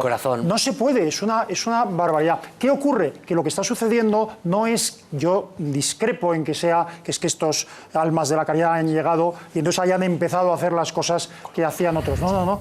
Estos señores, y si queréis hablamos de historia reciente, lo llevan haciendo toda la vida. No vienen precisamente vienen de colocarse unos a otros con dinero concretamente de la universidad. ¿Con qué dinero creen ustedes que se fue, por ejemplo, Pablo Iglesias a Bolonia a ponerse en la segunda línea de los que tiraban piedras y luego escribir su tesis doctoral diciendo que las estaban tirando bien? Se fue con el dinero de la universidad, con el dinero de todos los españoles. ¿Cómo eso le puedo contar? Así, ¿con qué dinero de Rejón estuvo cobrando de un trabajo que no hacía sobre un tema del cual desconocía absolutamente todo porque le colocaron para que se le pagara para hacer la campaña de Podemos en las elecciones del 2004, con dinero público? Mira, llevan haciendo lo mismo mucho tiempo. ¿Por qué Rita Maestre estaba donde estaba? Porque era la novia del señor Errejón. Ya está, esto le puede parecer muy cualificada o poco. Yo no entiendo que la portavoz del Ayuntamiento de Madrid sea, con perdón, una persona tan poco cualificada y tan pija, con perdón, como la que es Rita Maestre. Si fuera del Partido Popular sería objeto de chanza. Pero que el nepotismo no puede dejar de criticarse porque sea de una formación... Yo estoy a favor de criticar el nepotismo.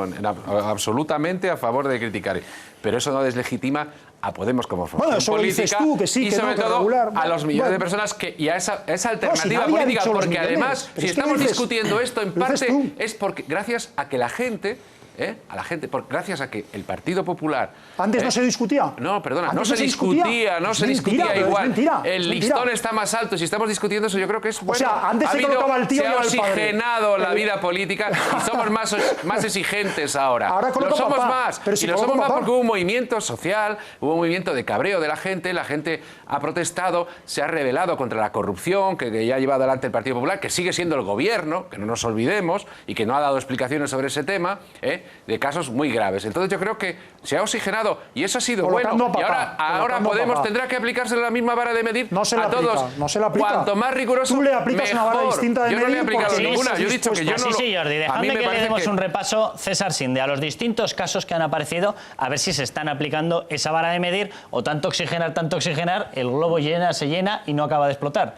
César, ¿qué tenemos por ahí? Pues Carlos, el globo está lleno de muchas cosas. Hablabais de Rita Maestre. Rita Maestre es licenciada en Ciencias Políticas, no llega a los 30 años y ya está ocupando un puesto de primera responsabilidad en el Ayuntamiento de Madrid sin haber tenido ninguna trayectoria previa de responsabilidad en la empresa privada o en trabajos en el sector privado. Y a pesar de eso, está cobrando un sueldo de nada menos que 93.000 euros. Pero es que aquí no acaba la cosa, Carlos, porque hay muchas cosas más. En el Ayuntamiento de Madrid trabajan entre contratados y funcionarios públicos, trabajan nada menos que 27.000 personas. Bien, pues de esas 27.000 personas, el único capaz de ascender a subdirector de la Oficina del Contribuyente del Ayuntamiento de Madrid ha sido, o casualidad, el padre de Rita Maestre, y además con un incremento salarial de 7.000 euros, porque estaba ganando 63.000 euros y ahora ha pasado a ganar 70.500 euros. Pero esto no es todo, porque la madre de Rita Maestre es funcionaria en el Ayuntamiento de Madrid.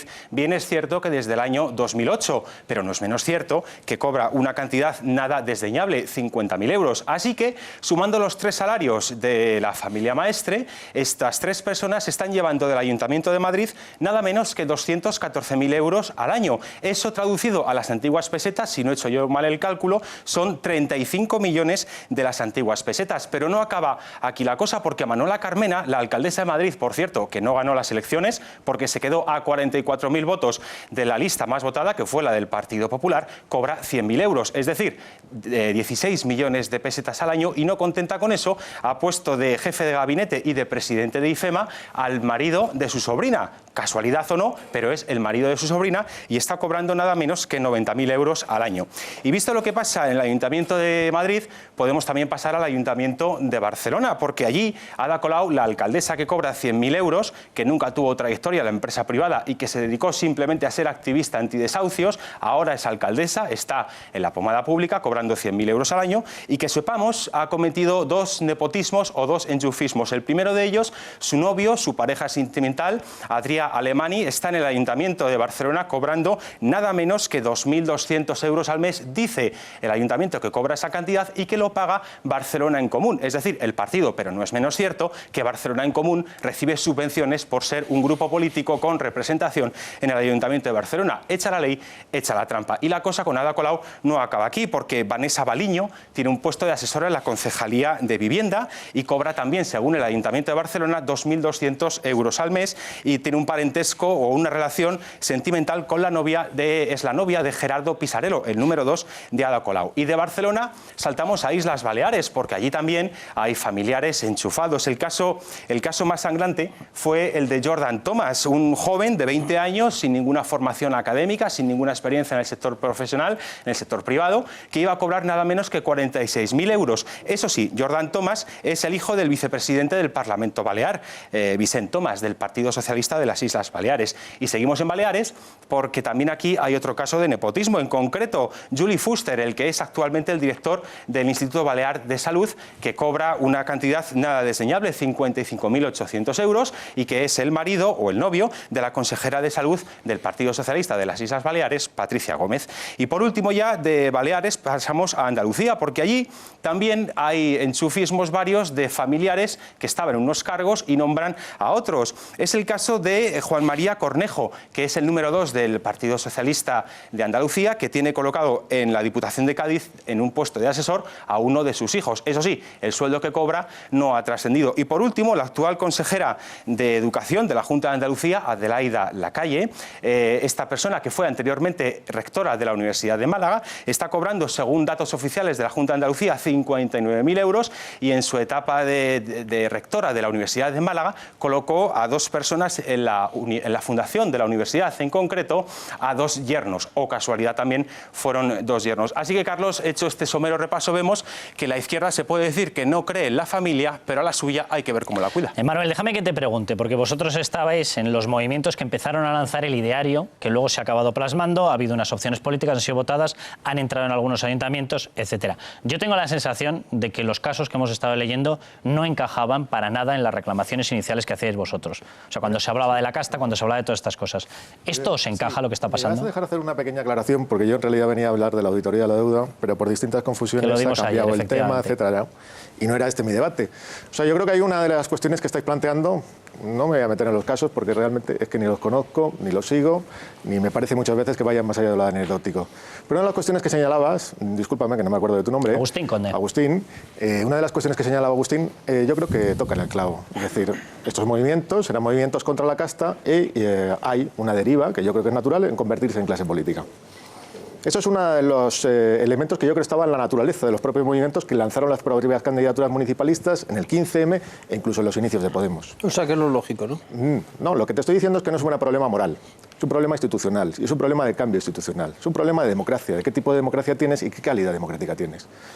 En un escenario que yo creo que debería ser el que tenderían y el que de hecho creo que tienden la mayor parte de estas candidaturas municipales, lo que se apuesta es básicamente por cambiar la institución, por democratizarla. Eso es el debate que yo creo que es fundamental ahora mismo. Es decir, ¿qué tipo de control ciudadano, qué tipo de control institucional tiene que haber sobre los cargos públicos? Si no, estamos siempre en una discusión sobre caras. Estas caras gustan, estas no, estas caras han hecho este tipo de cuestiones, estas personas no, estas personas sí. No, el debate es qué tipo de democracia, y eso yo creo que es un debate que compete a todos, se definan de derechas, se definan de izquierdas, estén en una posición institucional, pertenezcan a un determinado sector social u otro, ¿qué tipo de democracia nosotros tenemos que configurar? Porque el problema de los cargos públicos es que siempre se van a escapar. Mira, el problema, en mi opinión, es el siguiente. El problema es que cuando España estaba atravesando una crisis económica pavorosa, aparecieron una serie de grupos y de líderes mediáticos que dijeron que la culpa de que la gente lo estuviera pasando mal la tenía la casta. Que la culpa de las necesidades sociales que había y muchas, obedecían a que había una serie de políticos que cobraban unos sueldos enormes y que además esos políticos se apoyaban los unos a los otros y disfrutaban de una enormidad de privilegios. Y daban a entender a aquel que tenía necesidades a fin de mes que la culpa de la falta de su pan estaba en que otro se lo estaba quitando de la boca. Esos políticos de la casta. Bien, han tenido mucho éxito electoral, algunos de los que hablaban de este problema. Y llegaron a las instituciones. Dijeron en campaña electoral que jamás cobrarían más de 3 veces el salario mínimo interprofesional. Han llegado a los puestos y no es que cobren 3 veces el salario mínimo interprofesional, es que cobran unos sueldazos y no se han bajado ni un céntimo. Digo sueldazos tal y como los definían antes. No se han quitado ninguno de los privilegios que existían y además han caído en lo peor de ese sistema de casta, que es el nepotismo. Nombrar a sus amiguetes sin ninguna cualificación profesional. Ahora tú lo que me estás diciendo es que el problema no está en esos líderes, sino en el sistema, que cuando alguien participa en el sistema se corrompe, cuando alguien entra por la puerta de las instituciones que tenemos en este momento en España, de repente pierde la virginidad, pierde la pureza y ya se ha pervertido. Bueno, lo que yo estoy sometiendo a juicio es la veracidad del mensaje que daban los Pablo Iglesias, Errejón y compañía. Estos señores que iban diciendo que se vestían en el Carrefour y caían simpaticotes porque parecían que estos eran uno de los de la gente y que cuando ellos gobernasen iban a cambiar las cosas de modo radical, que lo que hacía falta era precisamente ese abrir ventanas para que llegase esta gente nueva y lo revolucionase todo y lo cambiara todo en un momento. ¿Y qué es lo que han hecho cuando han llegado? Nada. Nada más que beneficiarse de todo el sistema tal y como estaba establecido. Mira, yo soy del PP, como tú comprenderás, a mí no me han sorprendido estos señores. Yo sé lo que son los populistas y sé cómo han llegado los populistas al poder en multitud de países. Lo han hecho así, excitando el odio social. Y también sé en qué acaban. Cuando llegan, no solo no arreglan nada de los problemas que se encuentran, sino que los exacerban.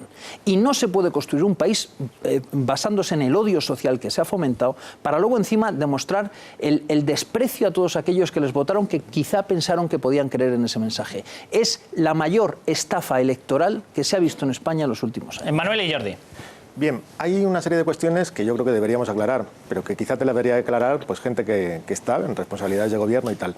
La mayor parte de estas candidaturas tienen un código ético que limiten su sueldo. Es decir, a partir de una determinada cantidad lo tienen que donar. ¿A quién? La tienen que donar. No, pero por favor, es que hay una cosa muy importante. No, pero perdóname, si no te importa, porque es una cosa importantísima. El problema de lo que decían los de Podemos es que esos sueldos tan enormes, si se aplicasen a dárselo a la gente, a mejorar los servicios sociales, estos mejorarían mucho. A mí me da igual si el dinero que gana Pablo Iglesias se lo queda en su cuentecita de su banco, o se lo dona a su partido, o se lo gastan en pipas. Lo que dijo Pablo Iglesias es que ganando menos los políticos la gente viviría mejor. ¿Y en qué beneficia a la gente que Pablo Iglesias le dé el dinero a Podemos? Emanuel. Eso realmente... ¿En qué beneficia a la gente? A la gente de la que él habla. Emanuel. Bien. O sea, estás metiéndome en una discusión que no es la mía. O sea, la discusión que yo te planteo es básicamente una discusión de qué tipo de instituciones democráticas queremos en este país.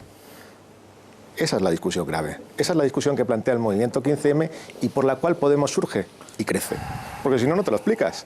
Si simplemente es una maniobra de una serie de figuras que se engañan a un montón de personal y que sencillamente ponen unas rastras a todo un rebaño y que luego llegan las elecciones y ganan, pues obviamente el nivel intelectual del país debería ser muy bajo. No, ganan estas opciones electorales porque hay un deseo y una voluntad de mayor democracia. ¿Cómo se consigue ella? O sea, pues eso es lo que tendríamos que discutir y eso es lo que tendríamos que valorar. ¿Lo consiguen estas candidaturas? Bueno, pues hay cuestiones que supongo que ayer discutiríais en relación con la auditoría de la deuda que creo que están bien. Otras quizá no tanto. No me meto en ellas porque no las voy a defender una a una. Lo que sí creo es que estamos ante un movimiento de democratización del país y eso es interesante. Y conviene a todos. Sí, yo creo que era Séneca que decía que lo que no prohibía la ley lo prohibía la honestidad, ¿no? Entonces, lo que tú decías es que un cambio de las instituciones, ¿no? Pero las instituciones se cambian con mecanismos legales que impidan el nepotismo y si no con un comportamiento ético de aquellos que van dando lecciones de ética por la vida. Es decir, si hay un problema institucional, es decir, que se permite la contratación de aquellas personas que si tienen la capacidad lo son por ser amigos o familiares de alguien, Eso se cambia cuando uno llega... Creo que no ha sido el caso, sino que no tenían capacidad, por lo menos, pues se puede discutir, yo creo que se puede discutir si es idóneo o no, pero que no tienen capacidad en estos casos creo que no está en discusión. No entro en el debate de idoneidad porque eso es subjetivo. Hombre, es subjetivo. La trayectoria profesional, perdón, bueno, es subjetivo, es subjetivo. Al final es subjetivo. La trayectoria profesional, cuando es un cargo de confianza, es muy subjetiva. Es muy subjetiva. Lo que quiero decir es que, una de dos, o se modifica y se cambia la ley que sigue permitiendo contrataciones de corte nepótico, de libre designación, que eso se puede cambiar con una mayoría. O sea, no criticaban las libres designaciones, las candidaturas de Podemos, pues cuando llega uno a una institución, ayuntamiento, las elimina, radical, cero, ninguna. No son buenas, se eliminan, ¿verdad? Y si no se pueden eliminar porque no se crea necesario, entonces se tiene un comportamiento ético que no sea, digamos, sujeto de reproche. Repito, es decir, ser fariseo es muy fácil. Lo que pasa es que al final llega un momento que se te ve. Es decir, si tú no quieres que te digan que estás teniendo un comportamiento que favorece a familiares simple y llanamente, aunque te sepa mal, o que tengas familiares que tengan capacidad y sirvan, simplemente porque tú estás defendiendo que una administración no puede tener un comportamiento, ¿verdad? Pues eso no te lo impide nadie. Por eso decía lo de Séneca, para acabar. Lo que la ley no impide, lo impide la honestidad. Si tú has defendido que ese tipo de comportamientos, cuando lo hacía el Partido Popular o el Partido Socialista, eran incorrectos y eran malos, demonio, tienes tú la oportunidad, no los hagas, aunque puedas, no los hagas. Y lo que es peor, si te acusan, no te quejes, porque tú, esa doble vara de medir, igual que con los tuits del señor, aquel de famoso del...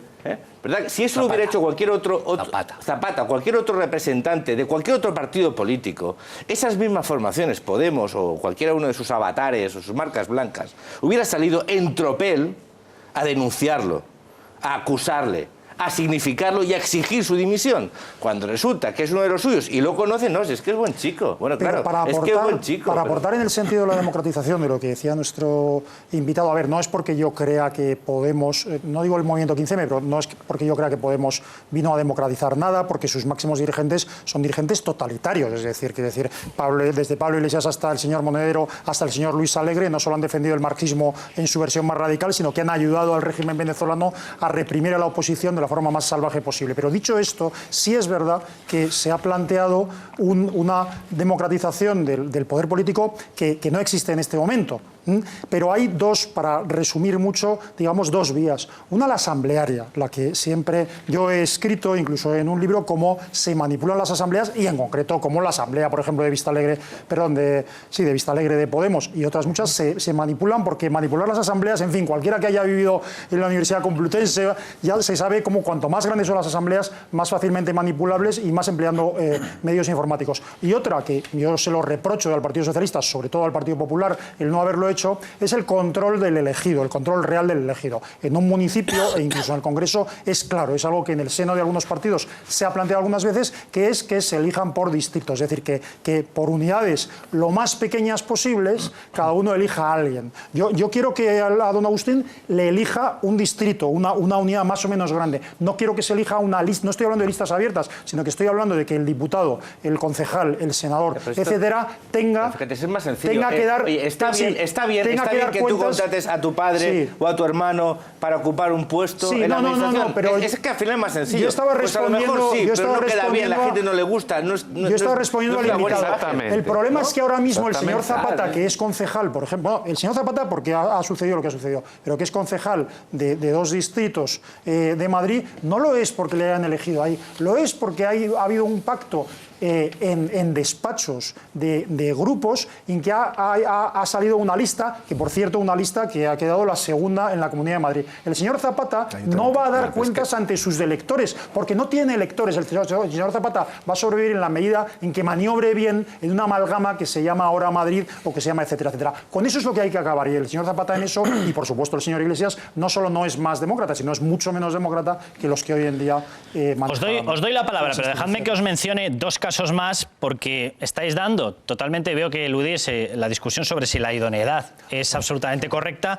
Os recuerdo 2 casos. El Kichi, por ejemplo, coloca a 4 miembros de su partido como asesores. La principal exigencia en las bases de Cádiz era demostrar el activismo social y la coincidencia con el partido, con las líneas del partido. Casualmente, las 4 personas que se meten son miembros del partido. Hombre, claro, si el requisito que se pide es ser cercano al partido, demostrar la idoneidad de una persona del partido es bastante sencillo. Ada Colau, os recuerdo, nombramiento como jefa de prensa del Ayuntamiento de Barcelona a una persona que en su currículum aparecía como gran hito ser activista y artista posporno. No sé yo si el hecho de ser un activista y artista posporno que se sacaba fotografías delante de la puerta de Brandenburgo haciendo pis es la mayor muestra de idoneidad para un cargo en el que vas a tener que tratar con la prensa nacional e internacional de un pedazo de ayuntamiento como es el de Barcelona. Pero Carlos, pero déjame que vayamos. Pero déjame... Para Ada Colau es idónea. Te doy la palabra ahora, Alfonso, a la vuelta. Pero dejadme que veamos un vídeo que hemos preparado por esto de las garantías democráticas. En Madrid, por ejemplo, se abre la web de los deseos, que le hemos denominado nosotros, una web en la cual la gente pide, a través de un debate en Internet, supuestamente, y entonces el ayuntamiento se compromete a poner en marcha esas iniciativas, esas políticas. Hemos hecho un experimento, porque va a haber asignado una partida de 32 millones de euros a las políticas que salgan de lo que diga supuestamente la gente a través de esa web. Claro, quien no tenga acceso a Internet no va a estar en esa web. Quien no sepa manejarse en la sociedad de la información no va a estar en esa web. Pero nosotros sí hemos lanzado una serie de propuestas y atención a lo que nos ha ocurrido cuando hemos tocado determinados temas. La gente sí que lo respaldaba en la votación, pero al final resultaba que aparecía una anotación y ponía el debate es inapropiado. ¿Y quién dice que es inapropiado? Atención. ¿Cómo se tomará el Ayuntamiento de Madrid las propuestas que vamos a lanzar, que por cierto no son nada descabelladas, como por ejemplo una plaza en honor a las víctimas de ETA, un monumento en memoria de los 95 millones de víctimas mortales del comunismo o exigir un currículum previo a los cargos del Ayuntamiento? Unas horas después, comprobamos el efecto de nuestras peticiones. El 81% de los participantes está a favor de que se exija un currículum previo a los altos cargos del ayuntamiento. La mayoría está de acuerdo con pedir a Manuela Carmena que nombre una plaza en honor a las víctimas de ETA, incluso una calle que se llame Víctimas del Terrorismo. Totalmente de acuerdo, ETA ha asesinado a muchos inocentes en nuestra ciudad y país. Una pena que algunas víctimas aún se tengan que esconder. Son muchos los participantes que también piden un monumento por las víctimas del comunismo. Muy bien, así mucha gente se entera que Stalin fue el mayor genocida de la historia del mundo. Aunque el debate ha sido marcado como inapropiado por varios usuarios. Alfonso, con esas garantías, con lo que estamos viendo, ¿nos podemos fiar? Ahora yo te cuento, yo el primer día seguí con extraordinaria atención esa página, más por divertimento que otra cosa, y aquello fue pavoroso. Entre lo divertido y lo pavoroso. Había desde renombrar la Gran Vía como calle Lenin, me parece, había 4 o 5 que propusieron a Stalin, hasta cambiarle de nombre a Pablo Iglesias por inapropiado. Proponían cambiarme el apellido a mí, entre otras cosas que propusieron, y yo me llamo Rojo. Y me apellido Rojo. Y entonces yo creo que es una fórmula que quedas bien, es decir, pero es algo tan fallido como aquella página que dijeron de la verdad objetiva o la verdad suprema, no sé si recordáis, una página que provocó mucho debate y que no tiene ninguna actividad desde hace más de un mes o de 2 meses, me parece. Entonces a mí me parece, es decir, esto está muy bien, la idea en sí suena muy bien, es muy bonito, muy español, vamos a preguntarle a la gente y que la gente nos diga lo que quiere. Si de lo que les ha dicho la gente hicieran caso, bueno, hay cosas muy razonables, pero es que había cosas de verdad. Es decir, mandar un astronauta madrileño a Marte. Ya, pero no quiero que vayáis, Jordi, por las anécdotas. Si tú lo que dices es que la gente es la que va a decidir. Vamos a preguntar, es que el argumento es ese. Vamos a hacer lo que crear mecanismos de participación está bien o mal. Es decir, vamos a hacer lo que quiera está la gente. bien. No, perdóname, es que la respuesta que hemos tenido históricamente... Yo no he oído que van a hacer lo que diga la gente. ¿Qué va a hacer usted con este tema? Vamos a hacer lo que quiera la gente. No. ¿Cuántas veces has oído eso en debate? ¿Qué vas a hacer en minuto? Lo que quiera la gente. Pues lo que quiera la gente... Eso es una simpleza. Pues pero dejadme que lleve el debate del ayuntamiento. Por lo que planteaba Emmanuel. ¿De veras estas iniciativas que han entrado, estos grupos políticos, están garantizando una mayor democratización de los ayuntamientos o se están dedicando a colocar al padre, a la madre, a la amiga, al hijo, al sobrino político? Se están dedicando a utilizar determinados sistemas que aparentemente los puedes vender mediáticamente como ya he abierto y está opinando la gente. ¿Con qué garantía? ¿Alguien está controlando si realmente es cierto el voto de la gente en la página web esta? ¿Alguien está controlando si hay un sistema forma con verificación electoral de que lo que se está opinando, porque si va a tener una deriva en que con eso tienes que alterar las leyes, cuidado porque estás generando una estructura paralela a instituciones, parlamentos en el caso autonómico, plenos en el caso municipal, que sí tienen una delegación y son órganos representativos de la sociedad. Mira, yo... Si proponían hasta torear, si me permites, dar una paliza a un torero todas las tardes a las 7 de la tarde en la Puerta del Sol, una propuesta, hombre. Para mí, tremendo. Puede que esto, claro, no suene, no está muy de moda, pero lo creo firmemente. No hay más democracia que la democracia representativa. Y todos los sistemas de llamada democracia directa son una absoluta perversión de la auténtica democracia, que es solo la representativa. Por supuesto, con los sistemas de check and balance, todos los sistemas de control, efectivamente, de los representantes por los representados, de la exigencia de responsabilidades, del control de sus actividades y de todo lo que tú quieras. Pero solo hay democracia de verdad cuando hay democracia representativa. Termino enseguida. Termino enseguida.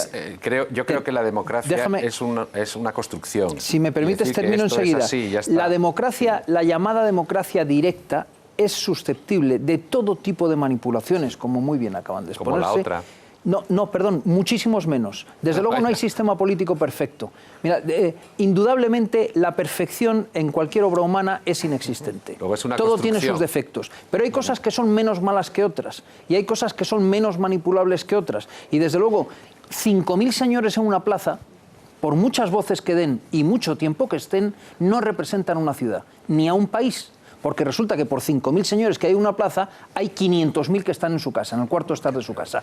Y son tan ciudadanos como el que está en la plaza, tienen tanta opinión como el que está en la plaza, pero hacen menos ruido. Pero han tenido más votos. No, perdón, no es cierto que hayan tenido más votos. Eso no es verdad, ¿eh?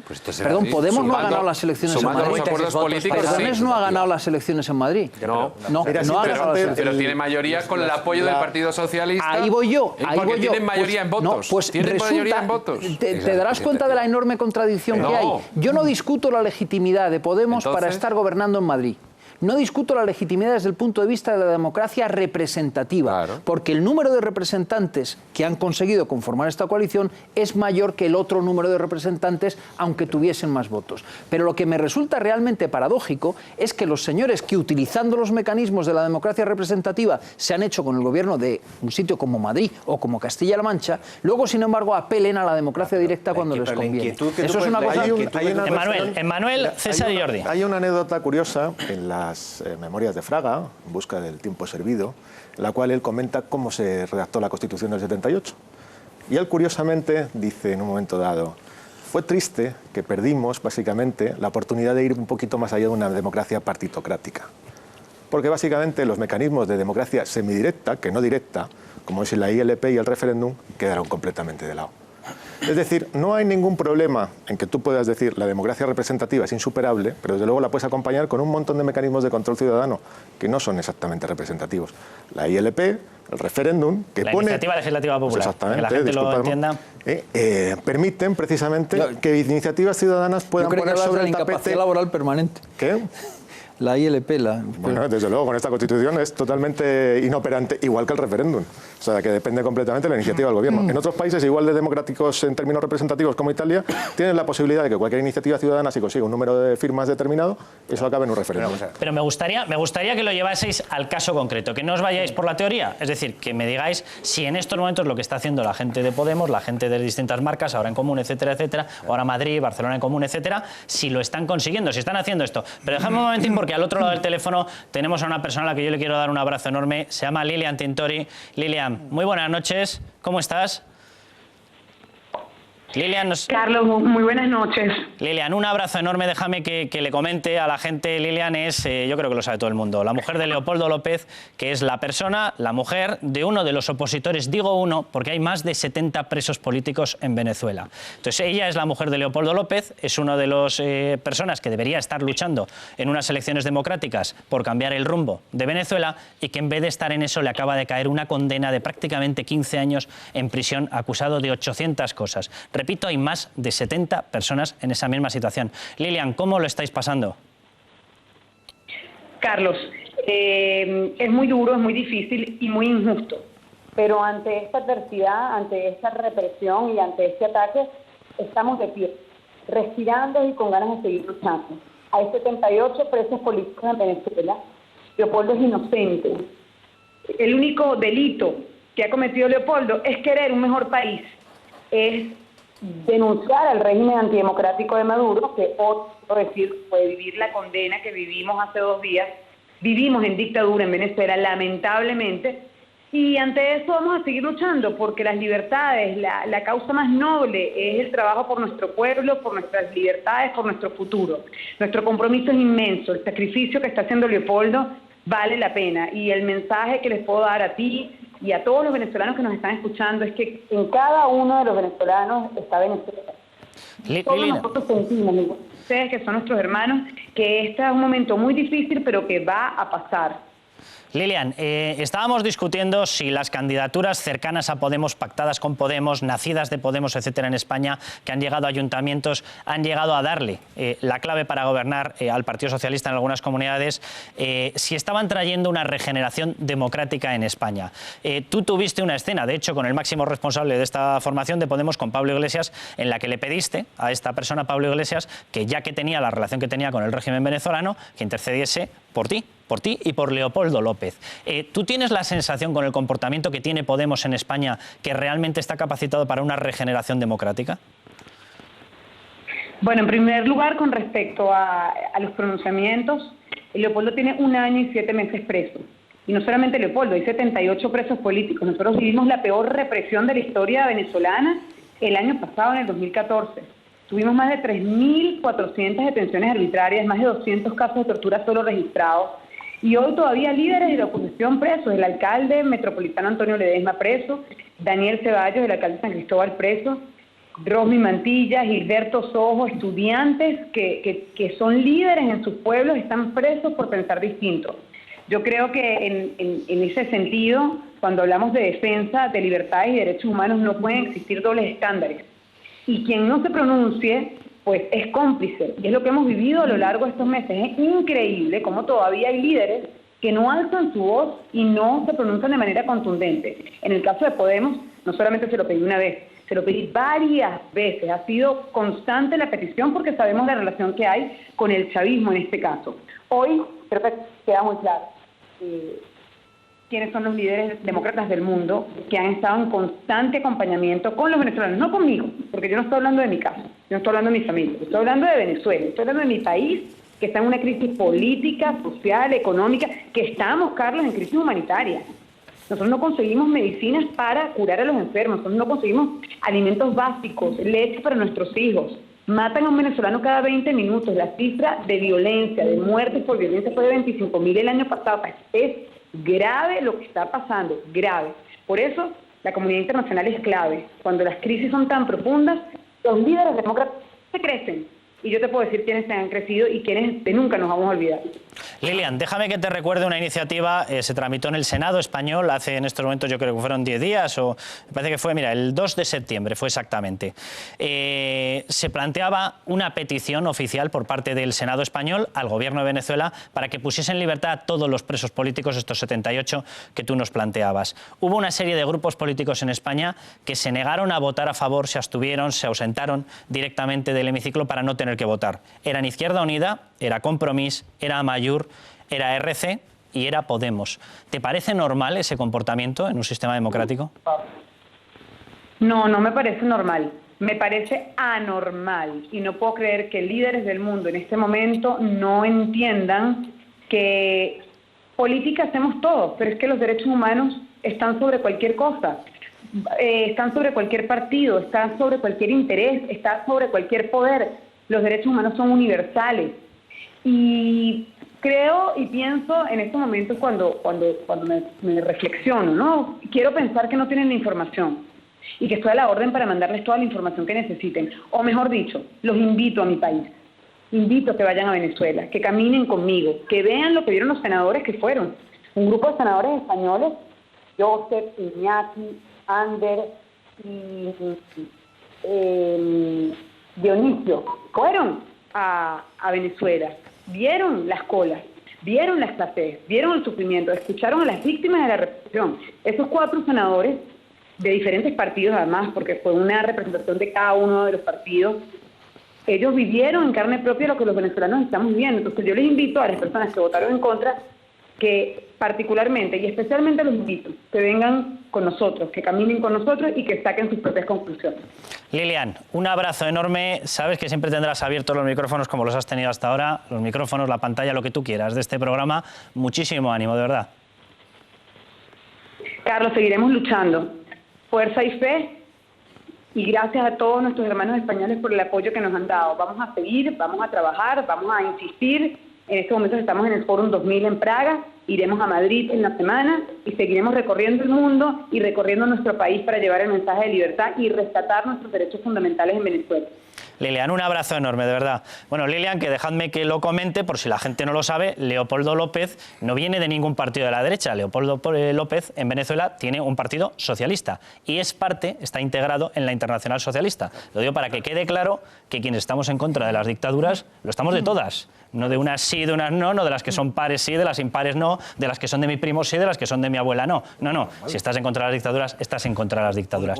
Dejadme que veamos, ya por completar esta información, creo que lo están viendo ahí detrás, un mensaje que ha lanzado el eurodiputado Couso, Izquierda Unida, ¿vale? En el cual, después de lo que hemos escuchado de Lilian Tintori, la mujer que lleva teniendo que soportar este encarcelamiento, pues ha dicho, a ver si lo podemos ver en la pantalla, me cuentan que es un, dice Leopoldo López, dice Javier Couso, me cuentan que es un golpista con 43 muertos a su espalda, condenado por tribunales de un Estado de Derecho. Eso es una infamia. Sí, eso es una infamia.